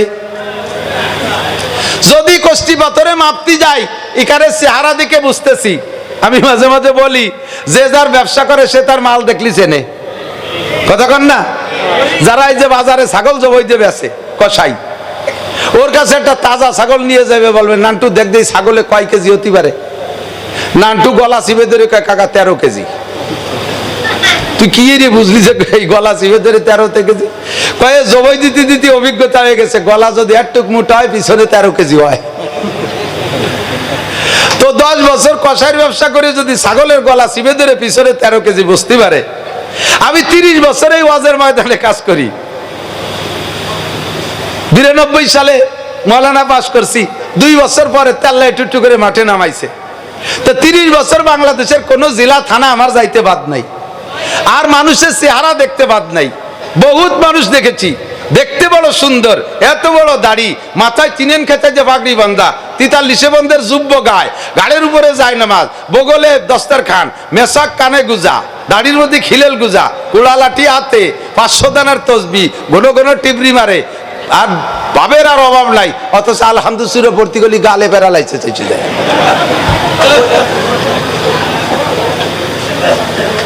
বহুত বড় আলেম কিন্তু লেখাপড়া জানে না। বহুত বড় আলেম লেখাপড়া জানে না। এর ভিতরে চেহারা দেখে টের পাই, মাল দেখলি টের পাই, কারে জিজ্ঞেস করলে দোয়া কুনুতি ফেল করবেন, কারে জিজ্ঞেস করলে একামত শুদ্ধ দিতে পারবেন না, কাকে জিজ্ঞেস করলে সূরা ফাতিহা পড়তে পারবেন না, কি আত্মায়াত শুদ্ধ পড়তে পারবেন না। আমি যাকে টার্গেট করবো ইনশাআল্লাহ সে ফেল করবেন, এই অভিজ্ঞতা হয়ে গেছে। তো এই যে ডুপ্লিকেট ইবাদত, আমার সূরা ভালো না, দোয়া কুনুত ভালো না, আমার নামাজ কালাম সুন্দর না, এই নামাজ দিয়ে জান্নাতে যাব, এর আশা খুব কমই করা যায়, এর আশা খুব কমই করা যায়। ও দোস্ত, কাজেই আমাকে মরণকাল পর্যন্ত, কিয়ামত পর্যন্ত আমাকে কবরের জিন্দেগিতে থাকতে হবে, অনাদি অনন্তকালের সুখের জীবন জান্নাত আমাকে উপভোগ করতে হবে। সেই জন্য আমাকে একটা স্থায়ী আয়ের উৎস খুলে রেখে যাওয়া দরকার। কথা বলেন ঠিক কি ঠিক না? একটা স্থায়ী আয়ের উৎস খুলে রেখে যাওয়া দরকার। আরে ভাই এদিক তাকান, আপনি নামাজ পড়তেছেন, আপনার নামাজ কবুল হচ্ছে না, কারণ আপনার নামাজই হচ্ছে। ভালো করে মনে রাখেন, যাদের কিরাত গলত, যাদের কিরাত গলত, খুদার কসম তার নামাজ বিগত হয় নাই, এক ওয়াক্ত হয় নাই। না পড়ার কারণে যেমন এক ওয়াক্তের কারণে 230 কোটি 40 লক্ষ বছর জাহান্নাম, যারা ভুল কিরাতে নামাজ পড়ছেন তাদেরও 200 কোটি 30 লক্ষ 40 হাজার বছর জাহান্নাম। তাহলে ঘড়ি কি হলো? তাহলে তো আর ভরবো না সামনে, না বললে আমার কি হয়েছে, না বললে আল্লাহর কি হয়েছে, তুমি না বললে না পড়ি বেড়াও, দুলাই যেদিন খাবা সেই দিন বুঝবা। তা এখন কি করা যায়? তাই করতে হবে, ছাড়িয়ে দিয়ে তো উপায় নাই, ছাড়িয়ে দিয়ে উপায় নাই। করতে হবে কি? কিরাতরে শুদ্ধ করতে হবে। কথা কন, কিরাতরে শুদ্ধ করতে হবে। আর শুদ্ধ করার মেহনতের ভিতর দিয়ে নামাজটা জামাতে পড়তে হবে। আমরা হানাফি মাযহাবের কি বলা হয় উম্মত, জনগণ। আমাদের মাযহাবের মাসালা হলো মান কানা লাহু ফি সালাতি ইমামুন ফাকিরাতুল ইমামি লাহু কিরাতুন। যার নামাজে ইমাম আছে, ইমামের কিরাতই কিরাত, আপনার কিরাত সূরা ফাতিহা পড়া লাগবে না। কাজে আমরা এই দিক দিয়ে বেঁচে যাচ্ছি, ফরজ ইবাদত যত দায় মুক্ত হয়ে যাচ্ছি। বাস এদিকে চেষ্টা করি আর কিরাতকে শুদ্ধ করার চেষ্টা করি। তারপরও আমার নামাজে অনেক গাফলা থেকে যেতে পারে, অশুদ্ধ হচ্ছে, বা নামাজের ভিতরে ইখলাস নাই, খুশু নাই। বুঝতে হবে, কথা খালি বাতাসে উড়িয়ে যেতে দেবেন না, কথা খেয়াল করবেন। আমার নামাজ যত সুন্দর পড়ি, মালিকের যদি পছন্দ না হয়, ওই নামাজের বিনিময় আশা করা যায় না। কিন্তু আপনি নামাজ না পড়েও লক্ষ লক্ষ কবুল নামাজের নেকি পাবেন। এমন একটা ট্রাস্ট শিখাই দেই, বাড়ির কাছে মসজিদ আছে, ওই জায়গায় একটা জায়নামাজ পরিমাণ কাজ আপনি করে দেন, একটা জায়নামাজ পরিমাণ কাজ আপনি করে দেন। ওই জায়নামাজে আপনি নামাজ পড়ছেন, আপনার নামাজ হয় নাই, আপনি তো শুদ্ধ পড়তে পারেন না। ওই জায়নামাজে আর একজনও অশুদ্ধ নামাজ পড়ছে, তবুও আপনি একটা জায়নামাজ পরিমাণ জায়গা মসজিদের মধ্যে টাইলস দিয়ে, ইট দিয়ে, সবকিছু মিলে একটা জায়নামাজ পরিমাণ কাজ করে দিয়েছেন। কিয়ামত পর্যন্ত ওর উপরে যত মানুষ নামাজ পড়বে, আল্লাহর কসম সম পরিমাণ নামাজ আপনার আমলনামায় জমা হবে। এদিক তাকান, হযরত পোকা খেয়েছে কোন নবীকে? আইয়ুব আলাইহিস সালাম। কোন নবী? আইয়ুব আলাইহিস সালাম। আইয়ুব আলাইহিস সালাতু ওয়াস সালাম, লম্বা কিসসা বলবো না। মাগরিবের সময় উনি বসে আছে ঝুপড়ির ভিতরে, শহরের ডাস্টবিন যেটা, সেই জায়গা পচা জায়গা, নোংরা জায়গাটা সাবলা করে ওনার স্ত্রী রহিমা ওনাকে ওখানে রাইখা গ্রামে যায় কামাই করতে, ইনকাম করতে, খাদ্য সংগ্রহ করতে। তো আইয়ুব আলাইহিস সালাম ওই পচা ঝুপড়ির মধ্যে ফেলাই রেখে, আইয়ুব আলাইহিস সালাম কেমন ছিলেন? এরকম একটা মানুষ শোয়া, যখন দূর থেকে যে দেখবেন মনে হবে যেন সম্পূর্ণ পোকা, ওর ভিতরে কেউ আছে বলে মনে হয় না, পোকার একটা স্তূপ, অত তলে মানুষটা রইছে, পোকায় জর্জরিত করে ফেলাইছে। কেউ চোখ দিয়ে দেখে না, গিন্নাতে একবার দেখলে সে 1 মাস খাবার খাইতে পারে না। রহিমা আলাইহিস সালাম রাইখা উনি গেছে গ্রামে খানা আনতে, কাজের বিনিময়ে খাদ্য সংগ্রহ করে। এই রহিমা আলাইহিস সালাম খানা নিয়ে আসতে আজকে একটু রাত হয়ে গেছে, সময় হয়ে গেছে 18 বছর। কয় বছর? 18 বছর চলে গেছে। 18তম বছর মাগরিবের সময় জিবরিল আলাইহিস সালাম সন্ধ্যাকালে আইসা আইয়ুব আলাইহিস সালামকে সালাম দিয়েছে, আসসালামু আলাইকুম ইয়া নবী আল্লাহ আইয়ুব, কাইফা হালুক? হে আল্লাহর নবী আইয়ুব কেমন আছেন? আমরা হইলে কি করতাম কোন তো? কোন রুগী বুড়ো বারান্দায় পড়ে আছে আর তার ব্যাগনে টাগনে ইত্যাদি যদি দেখতে আইসা, মামা কেমন আছেন? তোমার চোখ কানা হয়ে গেছে, কিরম আছে দেখো না? আল্লাহ তো পাইছে আমারে, সিল্লেতে আইছে বললাম না, ট্যাঙ্কান কোড়া হয়ে গেছে। আইয়ুব আলাইহিস সালাম সালামের উত্তর না দিয়ে মুখ বন্ধ করে বসে রইছে, শুয়ে রইছে। কিছুক্ষণ পরে সালামের উত্তর দিয়ে কয়, ওয়া আলাইকাস সালাম আলহামদুলিল্লাহ, কন্যা সুবহানাল্লাহ। পোকায় বিড়বিড় করে খাচ্ছে, তার ভিতরে সালামের উত্তর দিয়ে শুকর আদায় করে কয় আলহামদুলিল্লাহ। আল্লাহু আকবার। জিবরিল আলাইহিস সালাম সালাম দিয়েছে যে টাইমে, সাথে সাথে আইয়ুব উত্তর না দিয়া কিছুক্ষণ দেরি করে দেওয়ার পরে আইয়ুব আলাইহিস সালাম জিবরাইলকে বলছে, ভাই জিবরাইল, তুমি কি রাগ করেছো আমি সালামের উত্তর দেরিতে দেয়াতে? জিবরিল আলাইহিস সালাম পরিষ্কারবাদী, উনি বললেন, আমার একটু খারাপ লাগছে, আপনি নবী হয়ে যদি সালামের উত্তর দেরিতে দেন উম্মত তো উত্তরই দেবে না, কেন দেরিতে দিলেন? আইয়ুব আলাইহিস সালাম বললেন, ভাই তুমি যখন সালাম দিয়েছো তখন আমার মুখের ভিতরের থেকে আল্লাহর দুইটা মেহমান মাংস কেটে কেটে খাচ্ছিল। জিহ্বা খায় না তারা, মুখের ভিতরে সাইডের মাংস খাচ্ছিল। আমি যদি ওই সময় সালামের উত্তর দেই, জিহ্বায় নাড়া লাগে আর ওই মেহমান দুটো ডিস্টার্ব হয়, তারা অতৃপ্ত থেকে যায়। কিয়ামতের ময়দানে যে যদি তারা আল্লাহর কাছে অভিযোগ করে, আল্লাহ লক্ষ লক্ষ পোকায় তোমার আইয়ুবের গাছ থেকে খাইলো, কোনোদিন তাদেরকে ঠেকাইলো না, আমাদেরকে ক্ষুধার্ত অবস্থায় তুমি পাঠাইলা, আমাদের মেহমানদারি ছিল আইয়ুবের মুখের ভিতরের মাংস খাইতে গেছে আর আইয়ুব জিহ্বে নাড়া দিয়ে ডিস্টার্ব করেছে, তৃপ্তি সহকারে খাইতে দেয় নাই, এই পোকা দুটো যদি অভিযোগ করে আমি আল্লাহরে কি জবাব দেব? ও ভাই, ওই পোকা দুটো খাইয়ে যখন তৃপ্তি সহকারে থেমে গেছে তারপরে আমি উত্তর দিছি, এই জন্য একটু দেরি হয়ে গেছে। পারবেন সুখের সময় আলহামদুলিল্লাহ, দুঃখের সময় আলহামদুলিল্লাহ, এর নামই হলো ঈমান। তাই দেরি হয়ে গেছে, তবে কেমন আছেন? আলহামদুলিল্লাহ। এই পোকায় খাইয়ে ফেললো সারা গা, এরপরে আপনি ভালো আছেন কোন কি কইরা? কয় যে আমার মালিক আমারে এই হালাতের উপরে ঈমানটা ঠিক রাখছে, এত কষ্টের উপরে আমি অভিযোগ করি না, এজন্য আমি আমার স্বাভাবিক অবস্থানের পর ঠিক থাকতে পারি, আমি শুকর আদায় করি আলহামদুলিল্লাহ। আল্লাহ পাক কয়, জিবরাইল আইয়ুব কি জবাব দিয়েছে? আল্লাহ, মানুষ যে এইরকম মুহূর্তে এমন জবাব দিতে পারে আমার জানাই ছিল না, এ কি আজীব, তুমি আর কতকাল তোমার এই ফকিরে কষ্ট দেবা? আল্লাহ কয়, আর হবে না, আমার আইয়ুব পরীক্ষায় পাস, এখনই তার রেজাল্ট দিয়ে দাও। কি দেব? কয় 1 নম্বরে তার শরীরটা ভালো করে দাও। সিস্টেম কি? জিবরিল আলাইহিস সালামকে আল্লাহ শিখিয়ে দিয়েছেন, সেই শিক্ষা অনুযায়ী আইয়ুব আলাইহিস সালামকে বলছেন, ভাই আইয়ুব, আপনি পাস করে গেছেন, এখন আপনার শরীর সুস্থ হবে, তবে সিস্টেম হলো আপনার পায়ের গোড়ালি দিয়ে মাটিতে একটু আঘাত করবেন, ওখান থেকে পানি উঠবে, জান্নাতি পানি। কোন সুবহানাল্লাহ। আইয়ুব আলাইহিস সালাম এই 18 বছরের ভিতরে পোকায় খেয়ে ফেলাইছে, কোনোদিন কান্দে নাই, দুঃখে কান্দে নাই, কষ্টে কান্দে নাই। আজকে যখন পা গোড়ালি মাটিতে রাখতে বলছে এন কান্দে দিয়েছে। কি ভাই কষ্ট পেলেন, কাঁদছেন কেন? কই ভাই আমি কোনো ব্যথাই কাঁদি না, আমার একটাই কষ্ট লাগছে, সেটা হলো আমি যে পায়ের গোড়ালিতে মাটিতে আঘাত করব, আমার পায়ে তো গোড়ালিই নাই, হাড্ডি হয়ে গেছে, গোড়ালি না, আমি কি দিয়ে আঘাত করবো? আল্লাযীনা জাহাদু ফীনা লানাহদিয়ান্নাহুম সুবুলানা ওয়া ইন্নাল্লাহা লামাআল মুহসিনিন। আপনাকে একটু চেষ্টা করতেই হবে, আপনার চেষ্টা যেখানে শেষ হবে আল্লাহর রহমত সেখান থেকে শুরু হবে। আমি ইচ্ছা করলে বালতি ভরে পানি আই না, জান্নাতি পানি আই না, আপনারে গোসল করাইতে পারি, মালিকের ইশারা, এই চেষ্টাটুকু আপনাকে করতে হবে। নরম জায়গায় একটু পা রাখেন, যতটুক নিচু হয় হবে।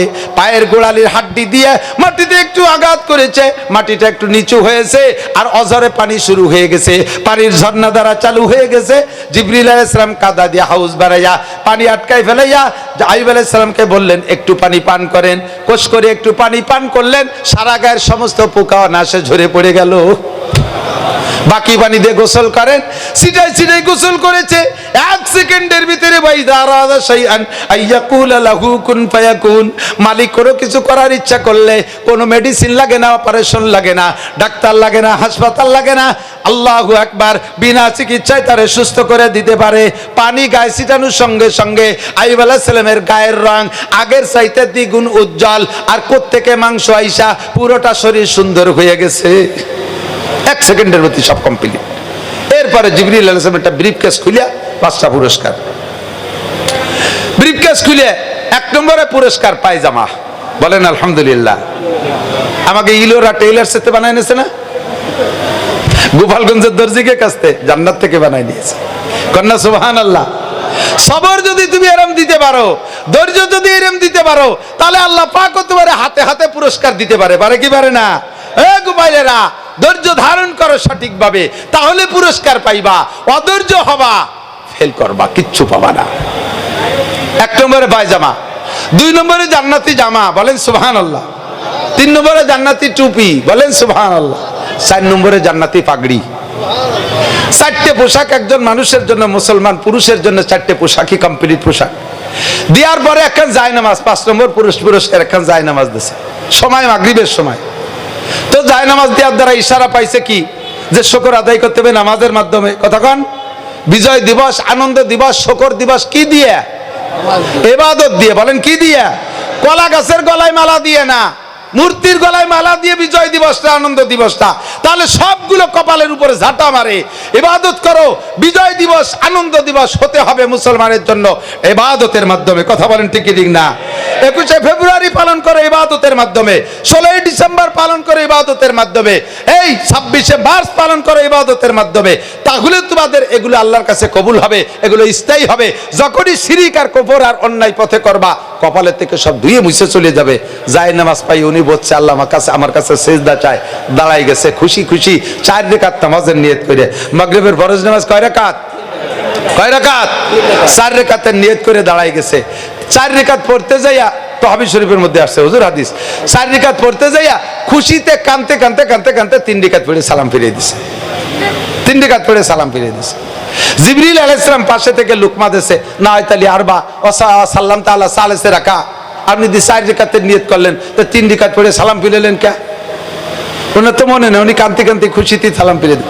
আল্লাহ পাক জিবরিলকে বলেন, তুমি লুকমা দাও কে? তুমি কোনার সাথে নামাজে দাঁড়াইছো? আল্লাহ আমার সামনে ভর্তিছে, তা আমি ছাড়া লুকমা দেবে কেটা? তোমার লুকমা দেওয়া লাগবে না, আমার আইবের ওই 4 রাকাতের নিয়তে 3 রাকাতের নিয়ত সালাম ফিরে দিয়েছে। আমার আইবের ওই 3 রাকাতই যথেষ্ট। আমার এত ভালো লাগছে, কিয়ামত পর্যন্ত আমি এই 3 রাকাতকে চালু রাখবো। কিয়ামত পর্যন্ত শ্রেষ্ঠ নবী মুহাম্মদুর রাসূলুল্লাহ সাল্লাল্লাহু আলাইহি সাল্লামের শ্রেষ্ঠ উম্মতের উপরে মাগরিবের এই 3 রাকাত ফরজ করে দেব। 4 রাকাত না, 3 রাকাত। এই 3 রাকাত কিয়ামত পর্যন্ত যত মানুষে পড়বে, আমার আইবের আমল নামায় অত নামাজের সওয়াব চলে আসবে। একজন নবী হইয়া নামাজের সাদকায় জারিয়া করে গেলেন। একজন ইব্রাহিম খলিলুল্লাহ হইয়া সে সাদকায় দানের মেহমানদারির মেহমানখানা খুলে গেলেন। আমার গোপালগঞ্জের ভাইরা যারা যতটুকু সচ্ছল আছেন, আল্লাহ রসুলের মেহমানরা এই মাদ্রাসায় আসে, এতিমরা আসে, গরিবরা আসে। আরে কত অসহায় বিধবাদের সন্তান, মা নাই বাপ নাই, দাদা নাই দাদি নাই, এগুলো এই জায়গায় পাঠায় দেয়, এদের মেহমানদারির জন্য আপনার ইনকামের থেকে আমার মনে হয় এখানে 1000-এর উপরে মানুষ আছেন, গুনে দেখবেন। আপনারা যদি 1 বস্তা করে চাউলও বরাদ্দ করেন, যে বছরে আমি 1 বস্তা চাউল দেব, তাহলে এই জায়গার মেহমানদের ইনশাআল্লাহ, এই এতিম গরিব ছাত্রদের আর চাউল কিনে খাওয়া লাগবে না। কিয়ামত পর্যন্ত এদের লেখাপড়ার ধারাবাহিকতা চালু থাকবে। এরা আরো আলেম বানাবে, তারা আরো আলেম বানাবে। সম্পূর্ণ নেকি আজকে যাদের ভাত খাইয়ে এরা মানুষ হলো, আপনারা কবরে বসে পাইতে থাকবেন কিয়ামত পর্যন্ত। আল্লাহ আমাকে তৌফিক দান করুক, বলেন আমিন। কোন মানুষ আছে যে না আমি একাই এদের বডিকে যা চাউল লাগে দিয়ে দেবো? আমাদের লুৎফর রহমান সাহেব হুজুর দামাত বরকাতুল্লাহ আলিয়া হুজুর একাই এদের 25 বস্তা চাউল দেন। আর কি কোনো আল্লাহর বান্দা হবে যে আল্লাহ পাক আমারে যে তৌফিক দিয়েছে আল্লাহর রসুলের মেহমানদের জন্য আমি এই মাদ্রাসার গরিব বোর্ডিং ছেলেদের জন্য 25 বস্তা চাউল দেব, বছরে 25 বস্তা চাউল দেব। তাদের জন্য দোয়া হবে, ইব্রাহিম খলিলের সাথে জান্নাতি হবে, বিশ্ব নবীর সাথে জান্নাতি হবে, সাহাবায়ে কিরামদের সাথে জান্নাতি হবে, আনসার সাহাবাদের সাথে জান্নাতি হবে। আপনার জন্য সদকায় জারিয়া হবে, আব্বা মার জন্য সদকায় জারিয়া হবে। আসেন কোন রজুলের রশিদ, আল্লাহর কোন নেক বান্দা, আব্বা মার করে তৌফিক ওয়ালা নেক সন্তান আছেন, যে আব্বা মার রুহের মাগফিরাতের জন্য, ইসালে সওয়াবের জন্য 25 বস্তা চাউল এই মাদ্রাসায় প্রত্যেক বছর দিয়ে যাবেন বোর্ডিং এ। আল্লাহ আপনার তৌফিক দিয়ে দেবে, আল্লাহ আপনাকে ঠেকাবে না, আল্লাহ আপনার অভাবে রাখবে না। আসেন কোন আল্লাহর বান্দা রজুলের রশিদ ও